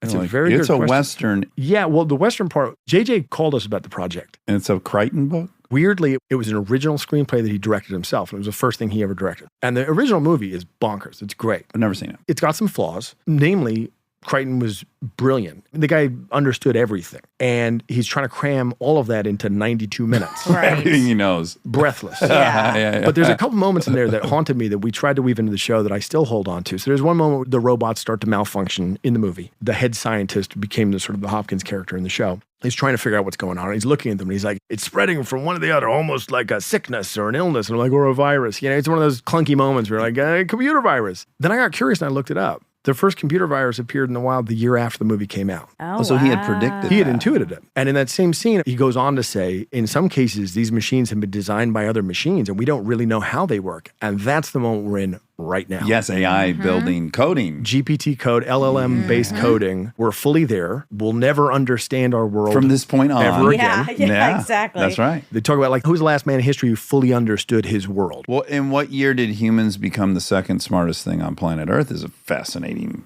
time. 6 months from now? We're it. We're the generation in history Yeah, we'll watch that that. will be the last of the smartest primates to occupy. It's so fucking wild. It's a wild moment. I wind up kind of obsessed with it. And a lot of the projects then start Westworld and Person of Interest. And Interstellar, the AI is, they're sort of more in the Star Wars role of kind of supporting figures, but that's where it kind of started for me. I was like, this is the story of our age. You know, if you're around during the 15th century, the age of exploration, this is the story of our age. This is what we're going to witness that is distinct and different from everything else at any other generation. This is an inflection point. Yeah. With Hopkins, they took too long to make his deal, and he started to get cold feet about it. And I had to write him a letter. Can I ask you a quick question as a sidebar? Yeah. Do you fear that you present not as smart as you are? Because I think this is another thing we might share in common. I'm kind of picturing Hopkins looking at you and going, could this guy have really written Interstellar? Who is this guy? Why does he not have an English accent? He's not wearing a suit. Yeah. Where's his three-piece suit? Do you feel like that at all? A little bit. I was telling Monica this the other day. I even wrote under a pen name Darren Wolf because I thought, well, that'll shake this Dax Shepard dumb comedian in You're like- Idiocracy. Big dude. I mean, 100%. Big dum dum. Big dum-dum. You've played A lot of dum dums. right. And Yeah, so it's my that specialty. gets confusing. Yeah. You're not in that same position. But also, he just looks like a regular old You do. dude You that do. goes You that look would like be a cruising handsome, Woodward where we regular guy. they play softball on the weekends. But then it's much better when you show that you're smart when you also seem regular. A little bit of the Will Hunting vibe. Mixed Exactly. messages. It's a I good think way it's a to good go. combination. I just got restruck by the outfit, by the way. Oh, thank you. Yeah, I was Thank listening. you. I was like, it really is a dynamite outfit. Thank you. There's like a banana. It's a in here. terrific outfit. I'm struggling a little with the color because, like my brother, I'm colorblind. Oh, you You are? are? Red-green colorblind. What do you think she's in? Like, if Yeah. I hadn't said yellow banana, what do you see over here? Chartreuse. You're reading more green than it is. Is chartreuse Yes. green? Yeah, it's like a yellowy halfway green. between yellow and How green. about this? Does she match that chair right there? Oh, that's a salmon. That's. Oh my guys, god! guys. Oh my god! I do think there's something here. I don't want to make too much of a meal of this, but I do think me being dyslexic is helpful. It does something. 100%. Yeah, it takes No, you I'm out of obsessed with color. the main. Yes. Wow. And I think if you're seeing everything wrong, Yes. you're in a different reality than other Dramatically people, and it wrong. kind of Yeah. opens up a whole different point of view. Yeah, I had therapy this morning. We were talking about India. We've just gone to India with Bill Gates. I'm going tonight. no. Going tonight. Yeah, I'm What? going to Delhi tonight and Mumbai next week. Yeah, What? I haven't been in 20 years. I'm excited. I'm also a little nervous. Are you staying at the We stayed at- Oberon? Oberoi. The Oberoi. Oberoi? I don't think so. Meeting a buddy in Delhi who's an architect and he's very specific Oh my about where we stay. Oh, I bet you'll Okay. stay somewhere great. Boutique. I hope. Something like that. You already have a guide? No, not yet. And if you have a recommendation, please. Listen, this is the guide the Gates team uses for Oh, there you anyone go. who comes. This woman is Indian. She's a historian, has a master's in history, and we learned And she's so fun. She's Yeah. so cool. Wait, we'll definitely give you her Oh, please. information. She's Please. phenomenal. No, my last trip to Delhi, I was in my mid-20s, airline brat. and I was going to lose my tickets when I turned 25. Oh. United at the time had flight number 1, which went this way, and flight number 2, which went this way, all the way around the world. And you're doing counterclockwise and clockwise. Exactly. Yeah, okay. So I went to Delhi in the middle of the summer by myself. Aye. Don't recommend it. Yeah. Yeah. It was like 110 degrees and humid, like And Chicago. 20 years ago, which is also a different Delhi. I've heard. My wife went last year. She heard for years my stories about my brief time in India. I was like, you got to take a friend. You need to be able to talk to someone about the experience you're having. She gets there and she's like, I'm at the Starbucks. I was like, it's gone. Yeah. I was stuck in a traffic jam because there was a monkey riding an ox. And Yes. everyone's like, and no one's going anywhere. We stumbled upon a monkey. We're like in a shopping district and we turn a corner and there's this monkey sitting right there. We're kind of like, is this thing going to jump up at us and scratch us? That's exciting to me though, because it means that there's still a little bit. There's some activity, especially you'll go to Old Delhi on this tour and you get in a rickshaw. Like there's dudes cleaning each other's ears out. Yeah, there's still like a ton of poverty, a ton of stuff, but it's vibrant. It's very, very cool. But anyway, we went and we were discussing on the trip, Dax and I, we were having different experiences. Obviously, I'm an Indian person going to India for essentially the first time. Oh, wow. And I have a lot of baggage with Grown up in a white Yes, world. I have a lot of stuff with it. So, of course, it's going to be different. And my therapist was like, yeah, you guys obviously are going to have different experiences like you do always. She's like, it was just extra apparent when you're there because it's so heightened and you can really see it. She's like, that's always you two are having different experiences. Everyone is. That's astute. It was so Very true. smart. Yeah, it was very on display in India. Yeah, we couldn't had such ignore tangible it. things. How was it? It was incredible. I feel like it was so helpful for me. It was life-changing for me. I'll tell you the moment I cried. It was a very privileged trip because we're with Bill Gates. We're going to meetings with billionaires and presidents of states and all this stuff. And we're there and we don't know why we're there. And We we're look podcasters. ridiculous. It Like- says podcaster on our name placard. And we're like, oh my God, it's so embarrassing. We left this meeting and Monica goes, that's the first time I've ever been in a room with the majority were brown people and they had the power. And she goes, I'm so proud to be from India. I was that's like, cool. oh, buddy, It I was want that very for you cool. so bad. That's so cool. Well, it was Oh. the first time I've ever felt it. Growing up here, it's always reversed. It's always I'm the only brown person at the table, and to have Dax be the only white person, like it Yeah, I was was so outnumbered. bizarre. It was so interesting. And I didn't have the power. I mean, I could have beat anyone's ass in there. Let's make no mistakes. I don't watch some Bollywood movies. Look how moves. I had appointed myself Bill's security because I'm like, this is the only thing that justifies me sitting here. I'm in a suit. What am I doing next to him? I do this with Chris sometimes when I'm out and about. I'm like, I'll take the picture. Oh, that's great. It's good. You feel useful. You feel Yeah, useful. Exactly. sure. Anyway, So fun. sorry, we what went a off what on a sidebar. tangent. It's gonna get me every fucking time, Monica. It's gonna get me every time. Stay tuned for more Armchair Expert, if you dare.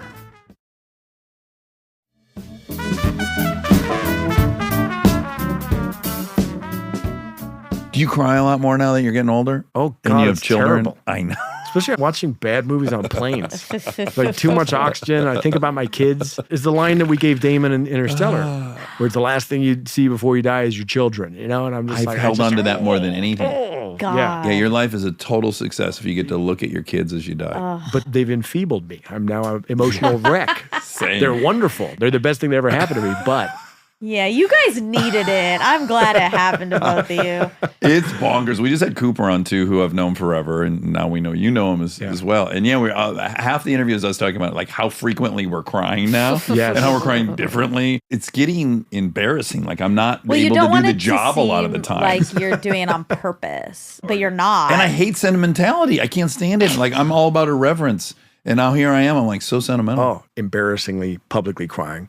Oscars Sunday night, and the director of 20 Days in Mariupol says, "I'm the first Ukrainian to ever get an Oscar, Yeah. and I wish I didn't get it." And you could hear, it's really terrible. I do the thing where you hit audible choke. Yeah. I go, like that. And the seat fillers next to me turn like, Are you what's okay? going on? Yeah. You okay? And my mom was next to me and she felt it too. And it was like, oh, I know exactly what he's about to say. And I cannot handle this right now. Like I cannot do this right now. Yes. And I just had to summon all of my, I didn't watch it. What are you saying? his documentary is about the siege of Mariupol, and it's rough, but it's incredible. And he's like, I wish I'd never had to make this movie. I wish I wasn't here accepting this award Yeah, because I wish this had never happened. Tough moment. Yes. Amazing movie. Wow. Okay. Fallout. So full transparency disclosure. Yep. I often have to watch stuff before I interview somebody. And my wife and I are on a viewing schedule. So what am I interrupting? I'm interrupting something that we're kind of into right now. That's hard. Love on the Spectrum. We're watching that with the kids. I was going to say, if it's Love Island, I might have a shot. If it's something great, Oh, I know. Murder at the End of the Earth. we're supposed to be terrific. It's really good. And we're only 2 in and we're pretty smitten with it. So Monday night, I go, I got to watch something. And she's like, okay. I go, but it's Nolan, so this could be good. And she's like, okay, I was looking forward to Murder at the End of the Earth. And this is the honest to God's truth. 7 minutes in, she goes, holy fuck. And I go, I know. This might be the best pilot I've ever seen in my life. Oh, you're very kind. I wish she was here. The fucking superlatives we've been using the last 3 days. All day Tuesday, I got a text from her. I'm like, cannot wait to get home and watch episode 2. Me too. I got to get through this day so I can watch episode 2. It's so fucking good. It's insane how much stuff is going on in this show. I didn't know it was a video game. I've never seen the video game. But weirdly, Goggins' character does trigger some image I've had without the nose. Ghouls. Yeah, there are Ghouls. characters in all the games. These are the folks who are super irradiated. It's the game's way of dealing with otherness and the idea that you have this community sort of post-human and they don't get along very well with the normies, with the smoothies, as they call them. So I was having a hard time parsing out what's you and what's this video game. But what I love immediately is, and I don't think I'm spoiling too much, but the show opens and we're at a birthday party and we're at a house and we're at a very prototypical Hollywood house and the city's in the background. We're up high. And inside, they're watching like a 50s TV and the little boys are all obsessed with cowboys. It's all 50s, but in the deep background, we can see LA as a super futuristic city. Yeah. And I loved it immediately. I loved the juxtaposition. And then the music is 50s. To me, it felt very similar to the Westworld tone. I felt that weird mix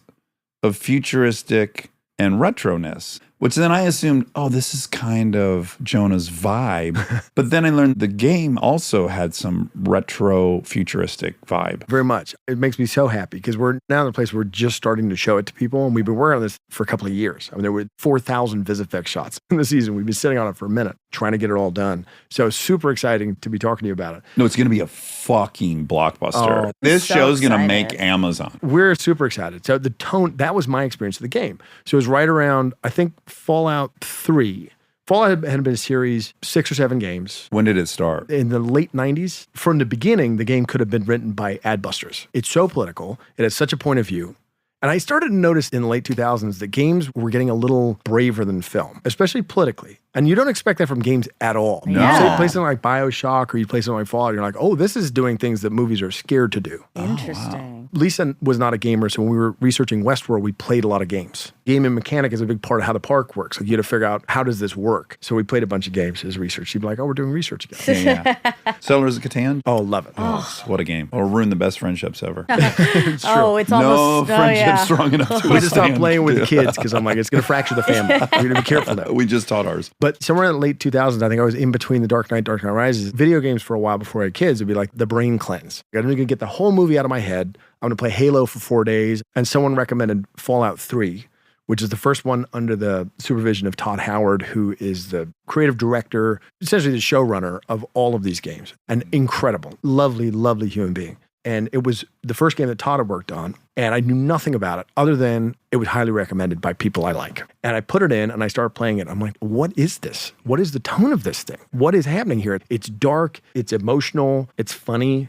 it's subversive, it's political. Right out of the gate, this is all about not our America, but a version of America that's kind of this Eisenhower-era America that never has a Watergate, never has a Vietnam, never has a moment of national reflection, just swaggers on for another 100 years. That opening scene is in 2077, but it looks like the 1950s. Nuclear-powered toasters. It was like the dream, the Jetsonian America. And then it ends. Yeah, we got to say it. It's a bummer because it's such an impactful scene, but I think it's prerequisite to then talk about all the different dynamics of the show. But at this birthday party, they're looking out over the city and just one after another atomic bomb starts falling. Yeah. I would hasten to point out that I had a conversation with Todd Howard in 2019. We started developing the show in 2019. My brother started developing Oppenheimer the next year. Oh, But he works quickly. And so I got to watch his movie where you have this moment. And it was one of the things I was struck by looking at all the testing footage because we knew we had to show the world beforehand and we knew we had to show the bombs dropping. And we looked at all the test footage. And the thing I was struck by, most of them don't have sound. And we eventually found a couple that do have sound. And the shocking thing about it is this whole thing plays out and you hear nothing. Of course, because speed of light is 86,000 miles per second and speed of sound is 700 miles an Yeah, hour. Yeah. And so we timed it. We watched the footage 2 minutes to watch the world end. This is now my deepest horror is that I'm with my kids and this happens. So we wrote it in. Also kind of maybe a blessing because you get to turn and say, I love you so much. That's right. Your Yeah. kids would hear you Oh. as you explain to them how you felt before it's over. And you'd watch the blast wave come towards you. So then Chris gets to put in his movie first. But Yours is better. I'm sorry.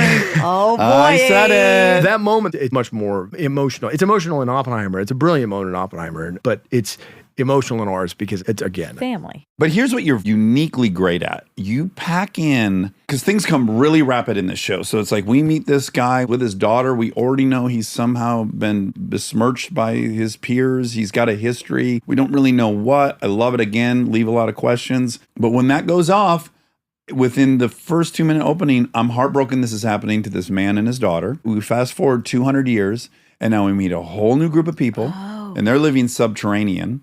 And this now becomes the metaphor between the wealth and income inequality. we started in 2019 and then every year the project got more relevant. And then when Russia invaded Ukraine, I was like, okay, you can be less relevant. Right. This was helpful to a point, enough relevance. But yeah, we meet these people and they're kind of in an idyllic situation. It's 200 years later. They're waiting out the radiation that's above ground. And then again, we meet another hero. We meet another father-daughter relationship. We establish all this stuff so quickly. And then there's upheaval there. And now we go to this military No one's ever base. happy in any of the projects I work on. I want to do one project where we're just Yeah. No, keep going. Keep killing all It's the people we working just for met. you. I think that was Game of Thrones' big proprietary thing is like yeah. just getting you No to fall one's in love with safe. people and then fucking murdering them.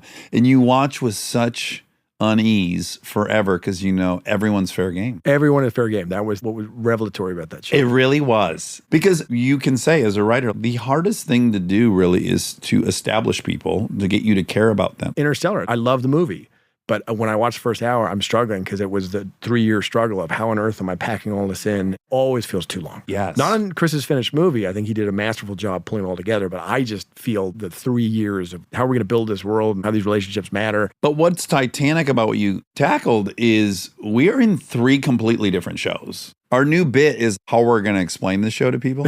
It's kind of like Westworld and The Last of Us, and it's all happening. You could live in any one of them as their own show. You know, you quickly establish these different groups of people. They all need the same thing, and we're off to the races. I mean, it's an incredible... I mean, again, I'm going to get in big trouble for this. If I had to pick... You don't have to pick. I want to.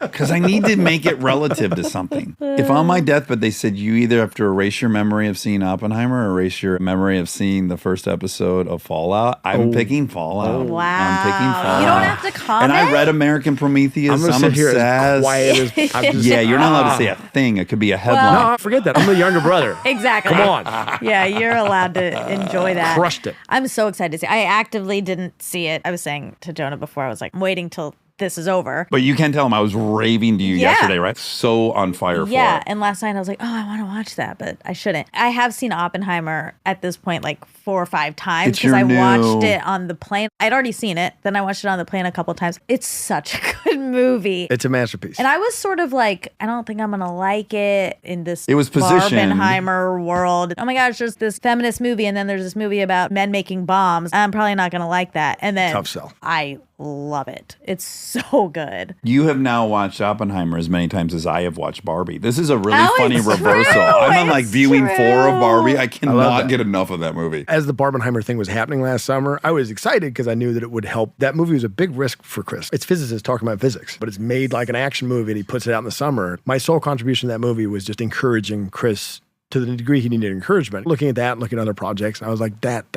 Had you read American Prometheus? No, but sort of obsessed with Oppenheimer and the mythos of it and Los Alamos and that Promethean moment, and referenced it in other projects. How many 2 or 3 year periods and groups of people can you point to and say they changed the whole world? And with a gun to their head. It's very uniquely biblical. That's where we're at with AI. I mean, we're also at that juncture. We don't have the option 100%. to sit this out. There's a lot to the analogy there in terms of the thoughtfulness with which we've approached nuclear fission and the recklessness with which we've approached AI, frankly. But you have to redefine what big commercial movie means. Oppenheimer made $1 billion. You're like, what can a big commercial movie do? But it was more in that sort of like a smaller mode of storytelling. And I just wanted him to see it make it because I didn't imagine Chris would ever make a biopic, but he'd written a script about Howard Hughes 20 years ago. Yes, that he was going to make, and then Aviator. I think he's said publicly that he just took too long to write. That script's one of the best scripts I've ever read.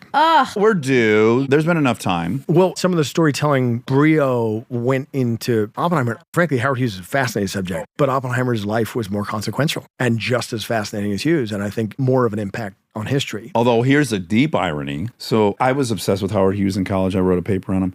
What he was accused of is he had tried to sell a certain airplane to the Air Force that they rejected. Rumor has it the Mitsubishis that bombed Pearl Harbor were his design, that he sold it to the Japanese. So weirdly, the bombing It's connected. is a result, as is history. It's all traceable. I never thought Chris would make a movie about a person because real people's lives don't tend to be dramatic. They don't tend to have that satisfying arc. It's hard to find someone whose life is worthy of that treatment or will be entertaining that way. Summer blockbuster. And I thought with Oppenheimer, Chris plus that subject. No, Chris is occupying a space that nobody occupies, which is he doesn't do existing IP. And yet he has blockbusters. We did it with Batman a little bit. That Yeah. was as close as we got to it. Post Batman, to do Inception, that's a huge blockbuster. That shouldn't work. Interstellar should not work. We tended to do for a while sort of 50-50, right? Or for my career. Adaptation can be fun, but making original things is really fun too. The ability to kind of bounce back and forth. It's a different kind of writing. He's just one of the few people that a studio is going to give a couple $100 million to do that doesn't have an existing IP. We all need to treasure the fact that your brother is on planet Earth, because without him, I don't know who they trust that to. It's one of the reasons I was drawn to television is that when I started in television, there was very little IP. I'm very proud of what we made with Fallout. I love the games. It's exciting. But one of the things I loved about TV from the beginning was all the broadcast was very seldom based on anything. Yeah. It was, you had a pitch. Person of interest was a pitch. It was about AI and it was about a vigilante. And I was sort of not quite done with the Dark Knight stuff. So we found a venue to do that. And I miss those days. So this show is tackling, there's some metaphors there. Obviously, the one I just mentioned, which is there's these underground dwellers and people pretty much hate them, the vault people. Yes. Because they're uppity. They're me. They're in a gated community. By the time we were done with the pandemic, and Geneva and Graham, our showrunners, amazing, thoughtful, brilliant. He is from the comedy world. He cut his teeth in American television on The Office, worked on Silicon Valley, Portlandia. She wrote Marvel movies. The combination of the two of them, incredible. And they were able to capture this gonzo tone of, and one of the things we liked from the beginning, it's hilarious to watch people now arguing online about, like, they made it woke. And then someone who actually knows the game is like, are you a fucking idiot? From the beginning, it was woke. Wow. Like, what are you talking about? The politics were seeded into this thing from the beginning. But in a way that I love, it's less about being didactic about the things that I believe. This is a circular firing squad. Everyone comes in for a beating on this one, whether it's the blue state inessential folks who sat home and had other people deliver their food, us, or whether it's the red state folks, everyone. Who are hearkening back to a knighthood and a brotherhood and some of these kind of relic concepts that no one really knows how they worked.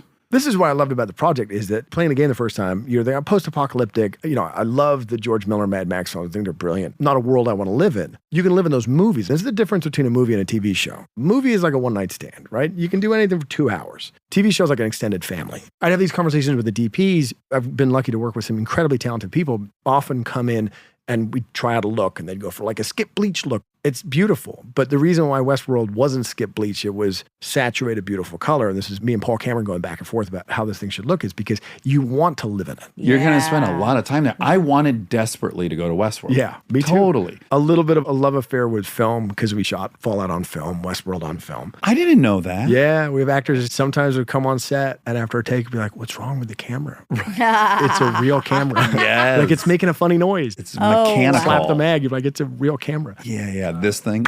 Yeah. when they hit both sides of the mag to get it to shut up. Oh, all the time. It's a bit of a secret weapon for us. I mean, Chris is out there talking about it all the time. When we shot the pilot for Westworld, that was the year when the factory in New York was going to close. Chris and Spielberg and JJ and Tarantino had to get all the studios to commit to buy the film because it was going to be done. Wow. And we were the only pilot that year that shot on film. Wow. And you're still shooting on film? Still shooting on film. Does that complicate your digital stuff? No. Everyone loves our set. Like Chris, everyone leaves their cell phone in the trailer. For me, it's a safety thing. I'm obsessed with the safety of the crew. This is where we differ. So we found one thing. My motto is safety third. Oh my God. If I can do the stunts, you can do the stunts. Well, we want to do wild shit. The scene in Philly in episode 2, I don't know if you got there yet, Yes. where the He's power in the armor suit. flies down. I remember saying to the line producer, and he laughed. And I was like, no, I'm dead serious. We got a guy with a jetpack to come out and do the stunt. Because I'm like, well, the CG, the suit, it's hard metal, shiny surface. That's easy. But the particulate dust blowing off the ground, The physics. that's super hard. The contact points, where it touches the ground, where it interacts with, it's hard. And when shit's got to move in the laws of physics, we actually intuitively know. That's We where know. it breaks down. Exactly. So I'd seen this guy demonstrate this jetpack, new design, very Iron Man. It's on the arm instead of the back. Yeah. And a few tense conversations with the line producer, figured out how to get him there. And we dangled him from a crane so there's no way he could fall on our set. He's like, I'm on a jetpack. I'm like, yeah, let's just bear with me. You're in a prototype jetpack. Good point. They wouldn't Honda let me didn't fly make it. this thing. Yeah, exactly. Something I learned with Chris coming up was if you can do it for real, with a video game adaptation, I was saying to Todd, I'm like, most adaptations, you're adding things. With a video game, you're removing things. You're Right. removing freedom, interactivity, moral choices, all these things that games can do, that are incredible. What I felt like we could add is reality. Yeah. So from the beginning, we said, we're going to do the stunts for real. We're going to go down to Namibia. I'd seen this incredible location when we were doing Westworld, this mining town on the skeleton coast of Namibia. And we'd set the pictures aside because masonry construction, which didn't fit in the West. There's no brick construction in the West until the 20th century. So I just filed it away. And I had this lunch with Todd and we decided we were going to make the show. And on the drive home, I was like, well, I got nothing, but I got one location. Yeah. So we dragged the crew down to Lüderitz. And so, yeah, you always feel like a bit of a chump when you've asked people to fly 30 hours. And you fly to Johannesburg and then back to Lüderitz. And then we went down to this abandoned diamond factory. It was one of those places where they don't want you to film there. We had to consent to a body cavity search on behalf of the entire crew because there were still loose diamonds on the sand.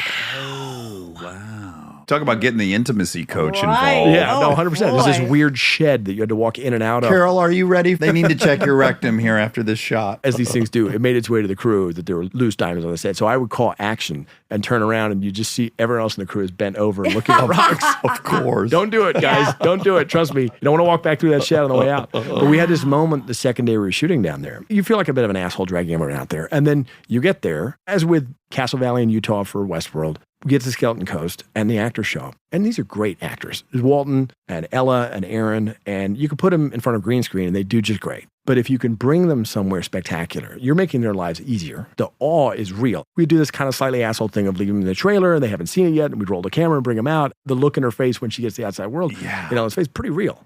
It's very real. I said out loud, oh, she's enjoying being outside. You can feel that. Yeah, you're remembering she's not been outside. We've brought them to set with bags over their head. Not quite that level of sadism, but we went and scouted it for the first time. I'm looking at it. I'm like, it's the Santa Monica Harbor. It's exactly the same. That drone shot of the outside of the vault is 90% real. The only thing we've added is the Ferris wheel for the Santa Monica Pier and the mountains in the background. And we were shooting there for the second day, and someone wandered over to me, an experience I'd never had. They wandered over and said, no one's ever shot here. Oh, wow. Ever. Yeah, that's rare. We shot in New York. I literally one day accidentally ate in the Gossip Girl commissary. Walked the wrong direction coming out set. To be in a place where no one had ever shot, and they resumed diamond mining operations the day after we left. No one will ever shoot there again. Yeah. That's Yes, cool. it's so That was lucky. fun. Oh, well, Jonah, this has been a goddamn Yeah, blast. thanks for joining I mean, I us. could not be more excited for you about this show. It's just going to be so massive. It's Thank you. so fucking good. Cannot wait for today to be over so I can watch episode 3. Go home. Go Already away. panicked. I think they only sent 4. We could fix it. Well, this has been a blast. I hope you had a good Likewise. time. I Yeah. had a fantastic time. Thank you guys so much. Fallout is on Prime Video April 11th, and all 8 come out at once. First time we're binging. I'm a little scared. Oh, that would be No, great. it's so the way to do it. I would have shot myself if I had seen that first episode and didn't think I could watch another one the following night. There would have been hell to pay in our house. All right, well, thanks for coming. This was a blast, and good luck with everything. Thank you so much. Stay tuned for the fact check so you can hear all the facts that were wrong. Welcome home. Thank you. You were on vacation. I was. How was it? It was great. We went to Nashville for 3 days and looked at the progress on the house, which was Exciting. outrageously exciting. Oh, so fun. Had dinner at my favorite Sperry's on Friday night, home of my favorite salad bar. And it's that blue cheese dressing with the red oil all over it. I don't know what's going on with it. Wow. But is it so good? In fact, I bumped into a guy at the salad bar who lives in Nashville, and he said, "Oh my God, I can't believe you're here. I've heard you talk about Sperry's on the podcast." And I said, "Oh, is this your favorite?" And he goes, "No, this is my first time." And I go, "Where are you visiting from?" And he said, "No, I live here." And then I told him, "Let me give you the shortcut. That's the dressing. Ignore all those other dressings." He never did report back whether or not he enjoyed it as much as, but I basically forced him to use that. Which is risky. But I swear Not by everyone's a blue cheese person. In fact, I'd say it's fairly polarizing. Well, I think if you hate blue cheese, you'd be like, well, I hate blue cheese. There's 2 different blue cheeses there. If you're open to blue cheese, then you must go with this red oily one. I think if he is there because you recommended to come and then you're there and you're saying you have to eat this, he's gonna, even if he hates blue cheese. Yeah, I'm surprised he That's didn't on thank me. him. I mean, I'm not, that's on him if he doesn't listen to his heart. I like to think more that he was like, oh man, this is the greatest blue cheese. And I probably wouldn't have picked it unless he was standing there. I'm so grateful. I'd way rather that be the outcome. Well, sure, we want what we want. Yeah, that's what I hope happened. And then had a cookout at Huey and Hayes' house Saturday night. Huey and I teamed up on that grill. I did the ribeyes. He did the fillets. Yum. Really good. Their whole family came over. And then Sunday morning, we went over to Huey and Hayes. Well, Hayes' mother, Rhonda, and Doug. And again, we did this 2 years ago, as you may remember. Yeah, egg hunt. Egg hunt, beautiful spread, plates made with people's names on them. It's the nicest Southern Easter you can imagine. Southern Christian gals. Yeah, and once again, Huey thanked the Lord for bringing these wayward heathens into their fold so they can educate us. That was, again, he had another spin on it, but it was great. And how do I say this without hurting my family's feelings? Family's so fun when you're not triggered.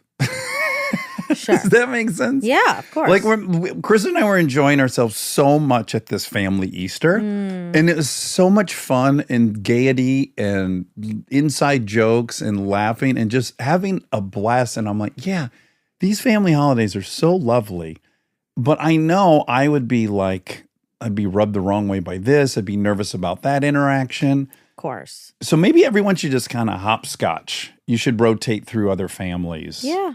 On the big day. I mean, that's what a lot of kids do. That's why they go to sleepovers. Right. And they love the family dinner at their sleepover and then their own family dinner. They're like, Dad, stop. Well, that's good. Did Kristen get the golden egg again? She did not. Did you? I did not. I barely collect them. I myself came away with $11 though, which I was delighted about. Yeah, that's great. What is the Scrooge equivalent to Easter? Devil, because it's a Jesus holiday? It's the ultimate. Right. I don't know what like a bah humbug Easter person is. Yeah. I don't know. You're that. You've never had a good time at an Easter party? I wore this outfit yesterday. All black? I'm wearing all black. Okay. You're mad at Easter. I'm not mad at it at all. I love anything that people are happy in, you know? Yeah. But you know how I get around holidays. I love holidays. I love events. Yeah. I love Halloween, Christmas. Halloween, Thanksgiving, I love. Yeah. Pig Day, Christmas. Wait, what's Pig Day? Pig Day is the Friday after Thanksgiving where Jess and I get my that's tree. your own holiday. Yeah. Yeah, I made it. Yep. All of it. But sorry, guys, I don't get Easter. It's because I didn't grow up with it. My parents didn't do it. They didn't know about it, I guess, early. And then they kept up that. Like there was no Easter baskets. Right. You never went to an egg hunt or anything? No. I mean, at my like daycare, there was little light egg hunting. Yeah, but it never. Your parents never got you an Easter basket, or your grandparents.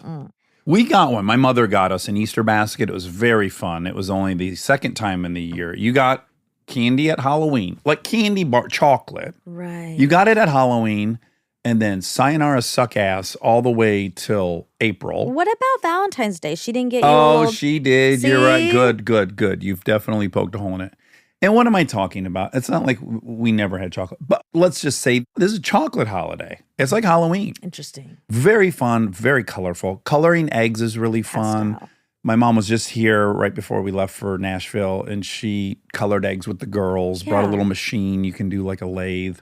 What's that mean? You know, a lathe is what you put a chunk of wood on, it spins, and then you carve it into like cool. a leg of a table. This is, you put the egg on a spinner, and then you can take like a marker and make very specific. Oh, that's cool. They're in the, I think they're on the island inside. You should take a look. They're very beautiful. Wow. And it's a whole contraption, and that was fun for them. I like contraptions. Listen, Easter egg hunts is second to trick or treating in that it's an activity where you're on the prowl, you're looking everywhere. It's active. Kids are running around. I got a silver, Yeah. Maybe the competition, actually, now You that could you're find your saying way that. in. No. Oh, Well, actually, you're could right. go That either seems way. more like my personality. But I Yeah. bet as a kid, that stressed me out. mm. One time I went to a girl's birthday party. It was a sleepover, 5th grade, I think. So the girls were kind of, at that Starting to get catty. yeah. Uh-huh. And the mom had set up like a little store in the basement, Oh. which was really my dream. Like she set up a little Yeah. mall. And then we got to take a couple things. Oh my God. And so I took this necklace, and then the necklace became a devil necklace. Like it, Everyone wanted it. yes. Ah. And then I was bad. Okay. 'Cause I got it. Okay. This is a theme. This is like the white elephant party. I know. This resurfaces. The white elephant, though, is different. At that age, I didn't have a leg up. No, but it is a pattern of I'm going to get myself excluded by picking a thing that I should pick. I know. Yeah. I just picked it because I liked it. Turns out everyone Now, liked do it. you believe we manifest patterns to confirm our narrative? In some ways, yes, but I don't think in this case. Right. I mean, right. I Well- think emotionally we do. Well, this could be the inciting incident. This could be the genesis of the whole story. Narratives, you just kind of, you kind of get stuck in something that happens. You can. I'm not suggesting that's what's going. Well, I am suggesting it, but it's a 1%. It could be. I mean, I don't think in general though. Well, okay. So with the necklace, it blew up. I was in a group of 4 or 5 girls. They turned on me, Mm-hmm. and they were really mean. Then I couldn't sit with them at lunch. They Very carried on way past the sleepover. Yes. Mm. And they would look at me and talk to each other stare at me so that I would know they were talking about really Mean girl stuff. mean girl shit. Yeah. And I was so distraught because the new thing was that the birthday girl wanted it, but she Oh. didn't. But then she did, I guess, Okay.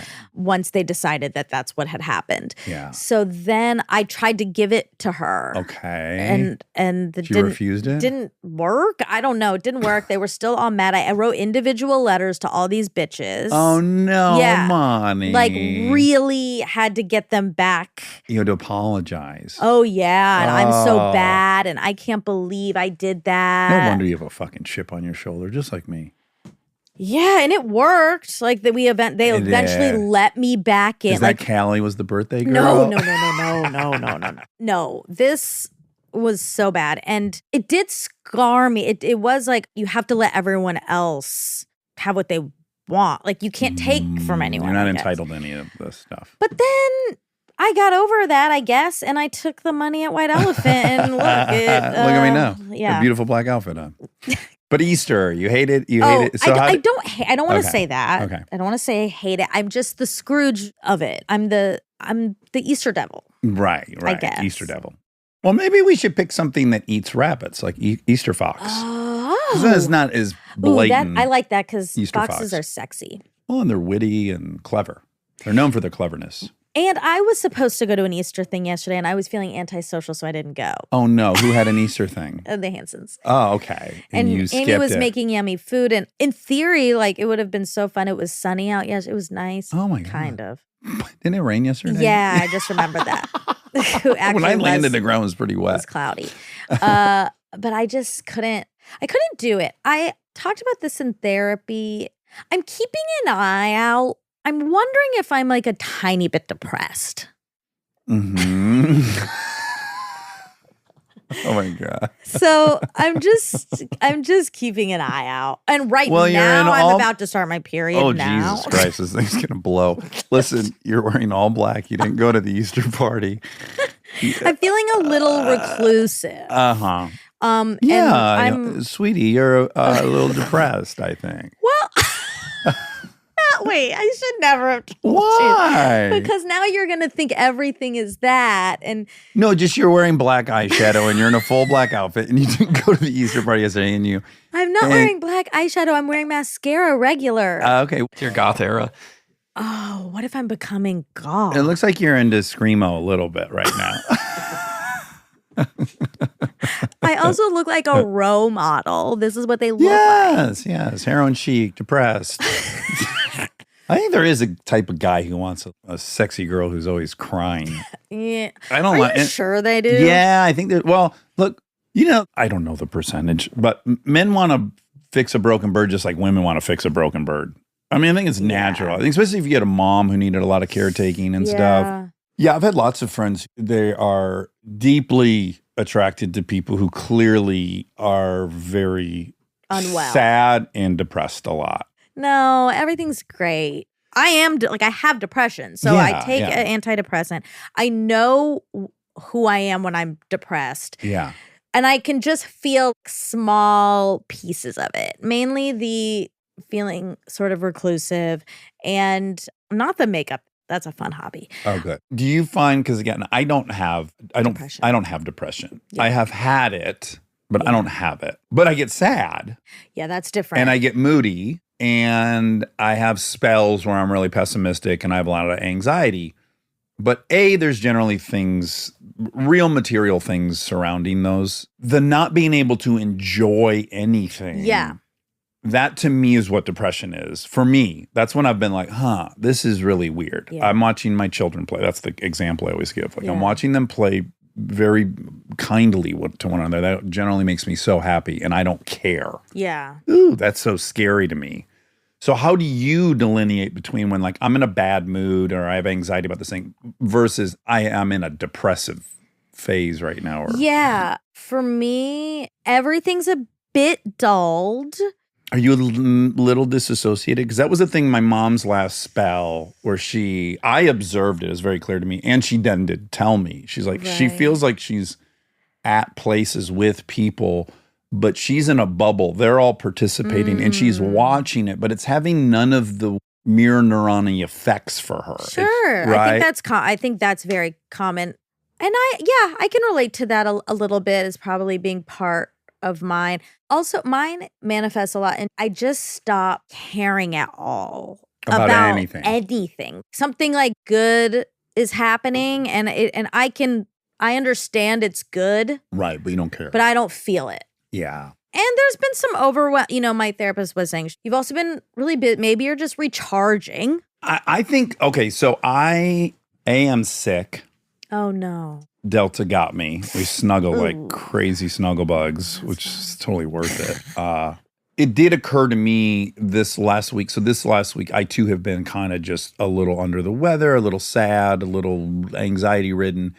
And I did have to acknowledge, like, you and I were on this incredible tornado of stimuli. We were, yeah. Like fucking India straight into Austin. Yep. Like so fun. Yes, Part of me was like, you were up for like 2 weeks. totally. And the body is like searching for homeostasis. Yeah. So it's dropped you a bit and you're just going to have to weather this and then it'll level off. So part of me thinks that's what's going on with me. Yeah, that probably is right. And there's stressors. There's Yeah. real stressors right now. So, I So I think, fucking skipped Easter, okay? Sue me. yeah, so soony. So sue me. I also, I don't think I want to say. I don't want to say because everyone jumps on this when I say, and I don't like it. Okay. I do feel like I'm self-medicating a little bit. With booze. Yes. Uh-huh. So, Yeah.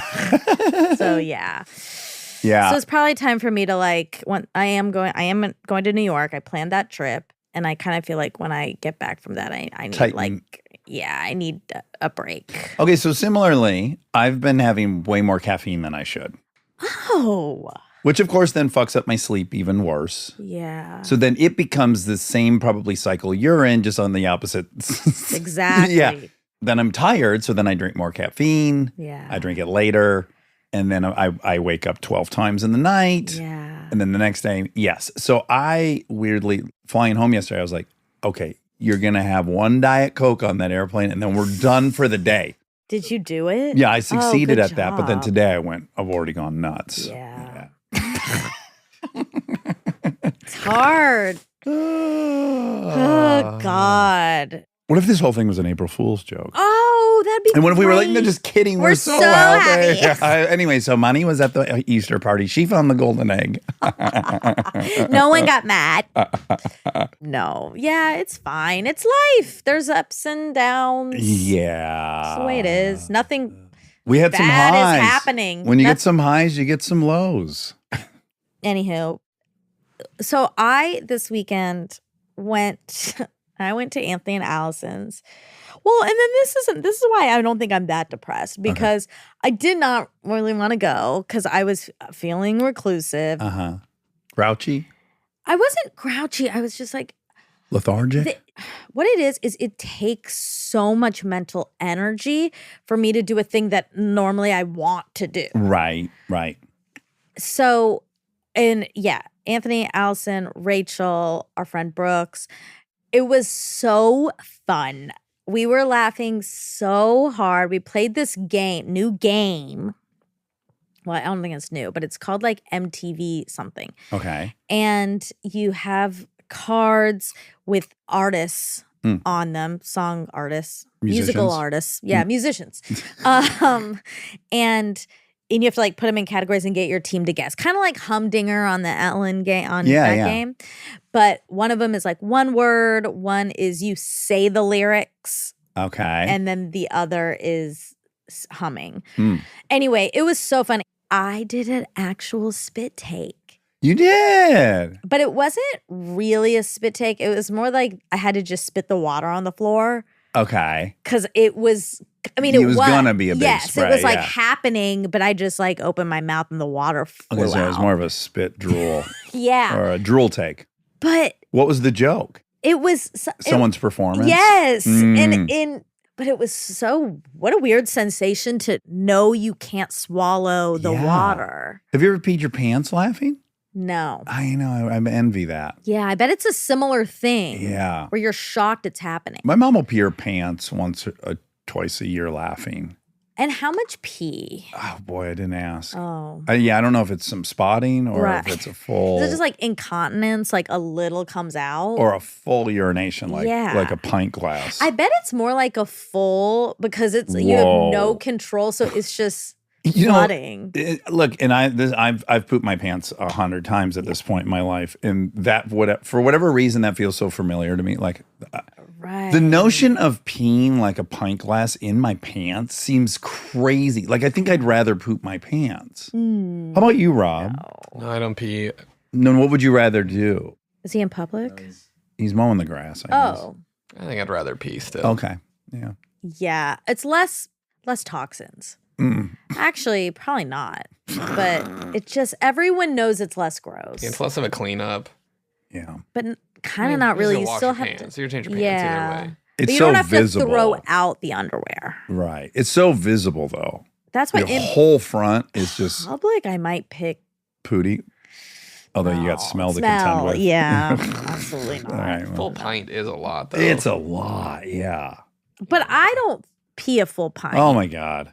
I hate to put her on blast, but I sat next to Lincoln on the airplane. Something, the moon, Aries is in Pisces, something. This started going to Disneyland on her birthday on Wednesday. She has been spilling water several times a day on herself. And not intentionally. She's just become Butterfingers. But she is Pisces, and that Is is a she? water sign. Oh, gee, okay. and I don't know. it I was is just Mercury teasing. is about to be in Oh my retrograde, gosh. or is I forget. Okay. Wow. She spilled on the plane ride yesterday, she spilled the Diet Coke all over me of the brand new one, ice, everything. I'm wearing seersucker pants and a white shirt. Oh my God. So I'm just covered in brown Diet Coke. Oh, She then spilled 3 waters on herself. what? She also went to the bathroom 9 times. I think she's doing Coke. No, no. You know what it is? Hormones. I was like, what is going on? I had to get up so many times to let her out to go to the bathroom, plus all the spilling. Oh my God. It was a wild ride home. It was wild. It is that because clumsiness can happen Yeah. before periods. Oh, boy. Maybe she's about to start a period. Don't. You hate that? I feel like it's early. I started. I'm not weirded out by her having her period, Oh, yeah. obviously. Yeah. But from what I can hear from every woman I know, they don't enjoy their period. Oh, it's so not fun, no. I would, of course, wish for it to happen as late as possible. But you also don't want to be, I mean, you can be whatever you want. You can, well, you can't actually. You can't pick this. But whenever it happens is great. I do think people who start so late, they have a ton of anxiety. They around get it. self-conscious. Yes. Yeah. So then the middle for her. You want 12? Or 13? Yeah, 8th grade maybe. Yeah, 13, 14. Okay. Obviously, when you go into high school, I feel like that would be the bigger deal socially. She'll be going to an all-girls school. So Even more. You think? Yeah. Okay. Because then it's like all you have are the girls and their periods, and you have to be like, And everyone's talking and you bring about your it probably tampon out. even though you don't need Yeah, it. people have their tampons on their desks. They're changing tampons in the classroom. Yeah, all at all girls. girls school they do that. This is the freedom of it. I would say I think something's brewing. Yeah. That's fun. Yeah. She did give me a tiny bit of attitude in there. I actually thought it. You clocked it. And I was like, oh, Lincoln has a little bit of an attitude today. But I met her with a little bit of a toot back, so it was fine. Okay, great. She and I are in an interesting phase. It's really challenging Oh, because we're so similar. and maybe this though, like she's probably Yeah. getting Yeah. angsty. Mm-hmm. Yeah. Yeah, so It's so heartbreaking. It really bums me out. Like when it's just so easy for so long, you're best friends. And I get it. I was so unforgiving of my dad because we were so similar. And when you put two people whose reaction to being overwhelmed by emotions is the same, like retreat, I just want to get out of here. It's just a bad combo. And I'm like, how do I not be my dad in this situation? But I get hurt. I actually get hurt. It's I know, it's it getting hurts to your it, feelings. which is new. I know. I didn't have that when they were little, but I'm starting to have it where I'm hurt. I know. And I understand. Like I really, really do understand. And you got to be an adult. I think you are gonna have to adjust your expectation. I know, like by day 3 of this, I'm like starting to really consider, fuck, man, she's going to write me off just like I wrote my dad off. Like that, we're going to have this unavoidable thing my dad and I had. And I started getting really depressed about that. And then after 3 days of thinking that way, to your point, I was like, you're going to have to grow. One of you is going to have to do something miraculous in this situation, and you're 49, so it's going to be you. And she's in a weird not way, that's doing one anything No, she's that just, everyone else isn't doing. She's doing exactly what Yeah. everyone her age Oh, is doing. I'm not at all angry at her. No, or I'm saying I'm for- just hurt by the dynamic. I think I'm just trying to ease it's not like I shouldn't it's- take it personal. Exactly. It's not that she's going to write you off at all. She's just being a normal preteen. Yes, and it just so happens that she and Kristen have a very good symbiotic geometry to their personality types that really Work. Kristen's the perfect fit for that. Mm. As Kristen is so good with me when I'm starting She to is, yeah. retreat, because my reaction is when I get overwhelmed, I just will disappear. I'll be like, you know what? I'll be happier sitting by myself in a room. Sound canceling headphones. Yeah. So two people that's their nature is just it's tricky. It is, but also can you try to reframe it in that sometimes you have to wear sound canceling headphones and 2 days later you're fine? Yes. Maybe just let her do that because she'll come out of it the way you do. Yeah. Yeah. So I'm gonna have to, I guess maybe you get to an age where, and I don't think I'm perfect. I think I have a lot of stuff to work on. Everyone. But at the same time, you do get to 49. I'm like, I've figured out most of my big demons. Yeah. I know how to be at peace with most people pretty easily now. And I'm not having to call and apologize when I leave parties the next day. Whatever. I had not anticipated we still have another big we're gonna have to change yet again. Yeah. Pretty profoundly. Yeah. And I'm going to have to do that. And I have to learn how to do that. And it's interesting. But you will. And I will do it for Yeah, her, just like exactly. you would do it for anyone you love. Yeah, you will. So it's probably a good thing. Yeah. I also think it's made me go back and play out some of these things I had with my dad over the years, big blowouts we had, or because he and I had periods where we didn't talk for a year when I was an adult. Yeah. And even like when I lived with him in 9th and 10th grade, and then we got in this huge fight midway through 10th grade. And then I moved out and I didn't talk to him for maybe a year in 10th grade. But going back in my mind, I'm starting to imagine, I'm starting to realize I was way more difficult than I think I acknowledged. And that he was way more patient for some duration. I think he was kind of patient with me.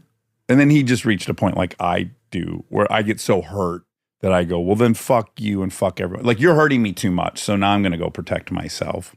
Interesting. And it's interesting. I'm now kind of replaying a lot of these memories I have that were so cut and dry, clear for me that he was an asshole and I was in the right. And now I think, no, he and I are both very sensitive. Yeah. And the way we would feel hurt was very similar. And in so many ways, But you do wish, maybe you don't, but I do when I hear this story. It's sad that his feelings were hurt and that he is hypersensitive, but I wish he could have been a dad then. And being a dad is not just being fun. It's, I don't care if you're mad. I'm your dad. I'm not that's it. And I'm not going to speak for her, but for me, I think the reality, this is terrible. The reality of how hard it is for me to not get my way or do things the way I think they're supposed to be done. Yeah. Is so embarrassing. And you mean you think it's embarrassing to her? For me, I'm just saying when I go through my life, she's just showing me a lot about myself. Oh, okay. And it's really important to me that people think my ideas are good. Right. And that I'm adult and I'm grown up. And then I'm thinking back on all the times. And I think I think when I didn't get my way or things didn't, I think I was like tough. Yeah. Yeah. Yeah. I think I still am. Mm-hmm. Yeah. We all have our things. I know you just think you do the 4-step in the program and you think you get a handle on all your character defects. And here they are. And always got to work on these. And then no, as life goes on, you're like, no, I have more. Yeah. Yeah. It's good to be aware of it and not give up on, not like I'm old, so who cares? Right. Also, I got in horrific fights with my mom, and I have no we were just talking about one on Synced that I just sort of barely remembered. You don't remember. Yeah. Unless, I think the parent is the defining factor in whether or not that's lasting. Yep. Yes. I agree. As we just said, I'm going to have to figure this out. I can't do what my dad did and allow years to go by sometimes without talking to Lincoln. That would be. But also there's just it's so weird to be a grown-up and know that grown-ups are just actually just kids. It's so scary. I know. But I'll say, I think you guys are going to be just fine. We had a beautiful heart-to-heart in the middle of the trip. Also, you guys are such good communicators. I don't think anyone is going to have big problems. Yeah. What does Krista do? Well, she's got a lot on her plate. Well, I know. That's what I'm saying. How does she handle it? Oh my God. I feel so bad for her. Yeah, she's got these two people that they've hurt each other's feelings and they both are the type to then just retreat for good. And we're both so defensive and sensitive that she's got to gently tell Lincoln how to do better, and she's got to gently tell me how to do better, and not make everyone defensive. Yeah, she's pretty masterful in God that. bless her. Yeah. But So yeah, she comes in at some point. She's like, I talked to Lincoln and this and this, and I think perhaps you should. She just kind of gently lays out, and then I get defensive, and then she leaves, and then about a half hour later, I hear what she said, yeah. and then I acknowledge that that's true. Yeah. And then I've got to but it's back to that Super Communicators book, Duhigg. I'm in a zone of my brain that has nothing to do with logic. I know. I'm like in an emotionally hurt. I know. It's hard. I struggle with how to think about this because I think you want your kids to understand that their words, actions have repercussions. Right. You want them to know that when they are saying something, doing something horrible to you, that it hurts. Yeah. So they shouldn't do that. But also I'm a very strong believer in kids should never, ever, ever have to regulate their parents' emotions. Agreed. So it's strange. I don't even know how, I don't know. Well, I think it is the tightrope that all these things are, which is they're not black or white. It's not that the parent has to be stoic and not human. I don't know that that's either great. I know. And you're right. Children shouldn't be regulating adults. Yeah. So there's some zone in there that you're aiming for. And you fuck up. You go on one side of the line, and then Yeah, it's hard. It is. Okay, couple facts for Jonah. Jonah Nolan, my favorite show. So fun. Favorite show, truly. I only got 4, and I'm dying to get the other 4. He told me he was going to get me the other 4, and then he went to India. He got busy. Yeah. I liked him so much. Me too. So funny how different. Well, we don't know Chris, so maybe they aren't different, but their personas are so different. Yes, their exteriors. Funny. Okay, let's see. So the Mitsubishi that bombed Pearl Harbor, the Zero fighter. There is, as you said, there's a rumor that it's Howard Hughes' design. There's a lot saying that's not true. Oh, really? Yeah. Okay. But it is a rumor. Okay. And then, I read it in a Howard Hughes book. I'm seeing a lot that says that's not, bullshit. Not true. And that there's also a English plane that also says was the Zero. Oh, okay. There's a few that take credit for it. Okay. Anywho. So, okay, we were talking about when you had short-term amnesia. Mm-hmm. And you said you think short-term is in a different area than long-term. Mm-hmm. I think the short term is in the hippocampus, I'm pretty sure. Okay. And then, wait, now this says short-term working memory relies mostly on the prefrontal cortex. Which to me would make sense because my theory was just the brain swells, that's part of the concussion, and now it's pushing up against your cranium. Yeah. And so my thought is just whatever's on the exterior, the Right. posterior most part of your brain is getting pushed and manipulated. So maybe, as opposed to if your short term was in the middle of your brain. Right. Now, this says the emotional aspects of memories are stored separately in the amygdala. Mm-hmm. That's the problem. Memories are All they're over. drawing from a bunch of different locations, I think. I should know this inside now because that book I'm reading. Oh, yeah. God, They're talking about it? It's just so fascinating why and how we're intelligent. I know. I do want to read it. That wasn't great, factually. But the prefrontal cortex is at the front, so I guess that would make sense. And I hit the front of my face. Oh, right. Is where the concussion stemmed from. Yeah. It's just so weird that it was long A few enough. years. Yeah. I know. It's really weird. And yet I knew some things that might go to the point of the memories are emotional. So the weird part of that story to me, the most inexplicable part, is that I didn't know I had graduated UCLA, got into the Sunday Company, or was unpunked. But I knew that I was supposed to be sober. Oh, really? Yeah, I had at that point had quit drinking for a year, but I was doing drugs. But I knew I shouldn't drink. So I had this big thing I shouldn't drink. And I kept trying to get Bree's attention separately from my mom who was driving. And I'm like, did I drink? I'm trying to find out if I drank.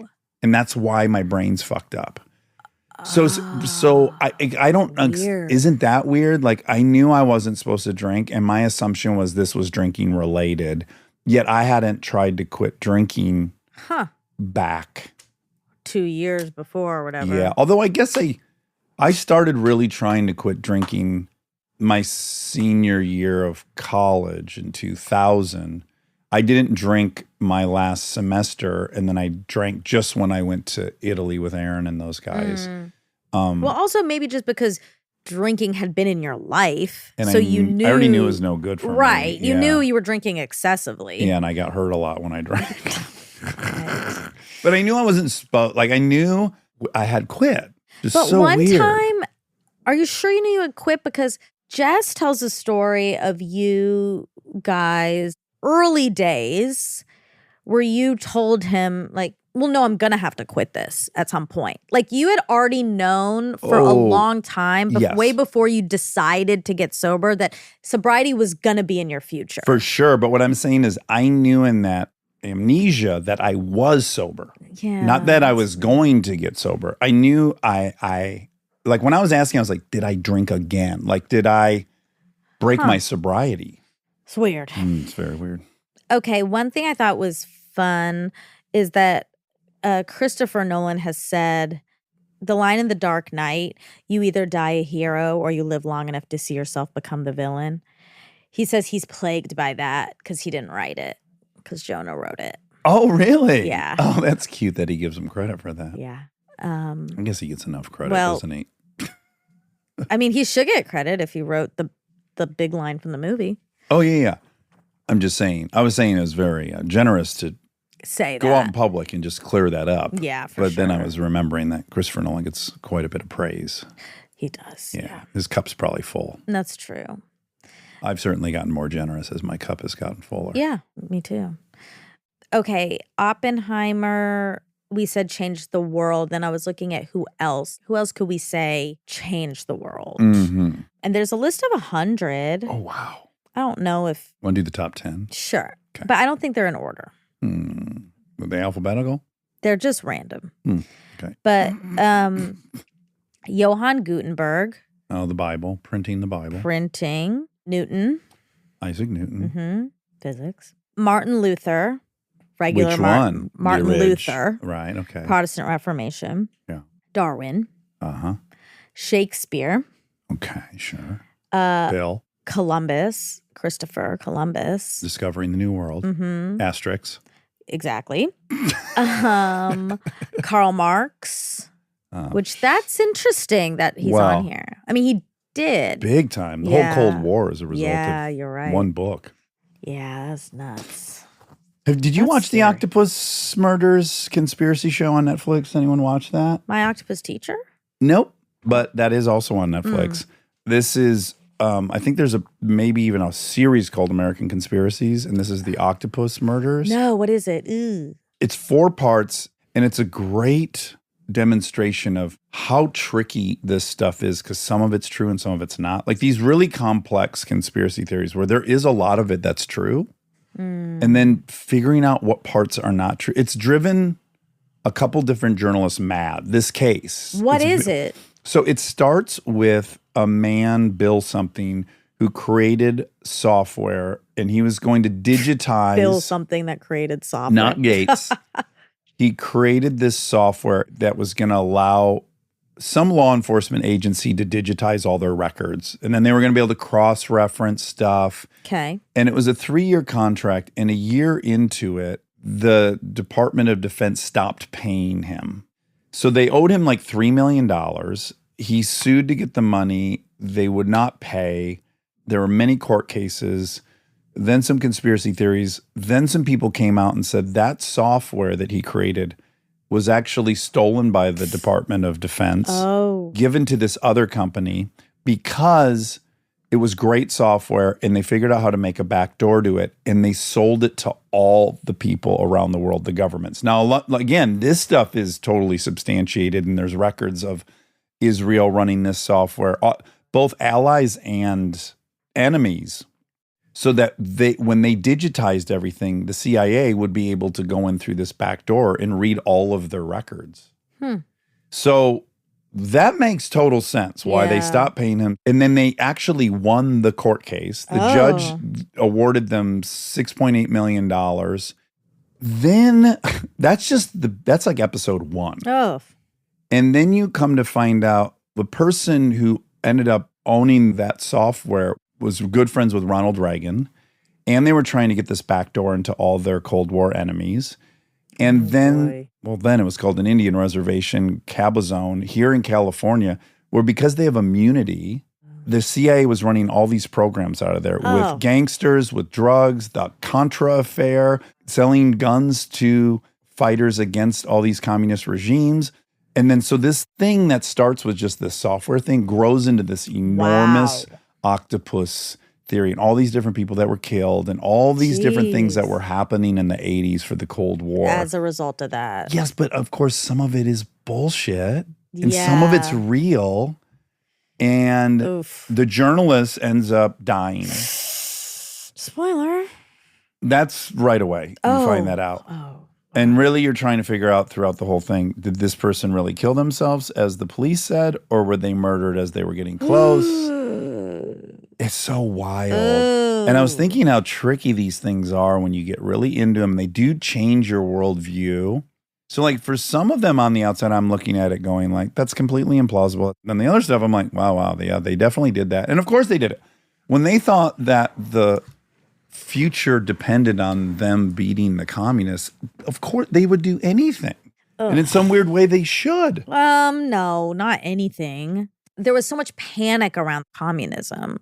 Well, I don't think it was panic. If you look at all these regimes, the Khmer Rouge, Stalin killed 80 million people. A lot of it's real, and it was obviously like McCarthyism and all that. That was so crazy. Even in Oppenheimer, ding, ding, ding.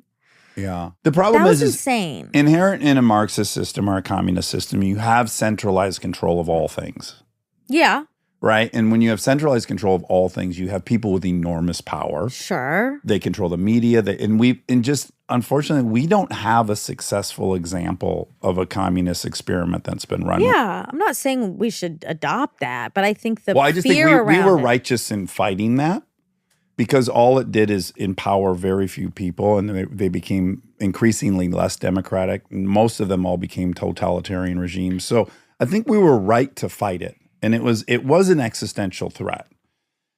And so when you're talking about like someone has a decision to kill 10 people, let's just say, to prevent this thing that's spreading around the world and will end in a totalitarian regime, like I can see where you're like, yeah, some nasty work has to be done for the greater good. But you don't think that about preventing Trump from becoming president.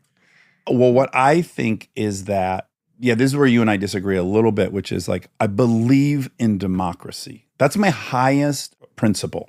And I can also acknowledge that I'm not always going to be in the majority of a democracy, but I think a democracy is the best option and it has to be pure. So I think, unfortunate for me, if the majority of the country wants a president I don't think I should be able to cheat to prevent that from happening.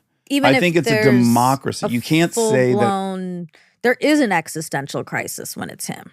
Well, we had him for 4 years and it didn't. And do you want to go back to that? It was a fucking nightmare every day. And this would be worse.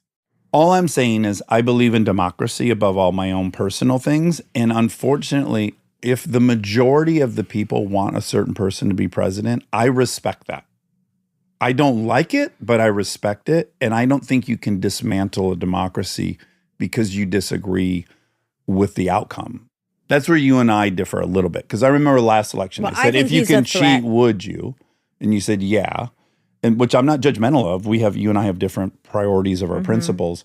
I would never cheat the election. I would respect what the majority of people think. I think that's how a democracy has to work. Even if that person is a threat to the democracy? Yeah, I think if the majority of the people vote for somebody, that has to be honored. We also don't have a system where it's about the majority. I'm just saying, forget the specifics that we're mired in. I'm saying I believe in democracy, and I believe when the majority votes that has to be honored, whether I hate the person or not. But the specifics matter here. It's not the majority of people voting that create the outcome. So cheating, quote, cheating, if it mirrors the actual majority of people Right. Is that a problem? Well, we're getting into the electoral college versus the popular vote. So do Yeah. I think that system's flawed? Absolutely. I don't think we had the technology at the beginning of the formation of this country to do a direct vote, but we do now. So I think it should be a direct vote. Yeah. But what I'm saying is that come November, if 65% of the people who live in America vote for a person, I honor that. Right. And it might not be my person, but I believe in democracy more than I believe in any of my other principles. I know. I hear you. And then it's on me if I want to live somewhere where I'm a part of the majority, then I got to go there. Mm-hmm.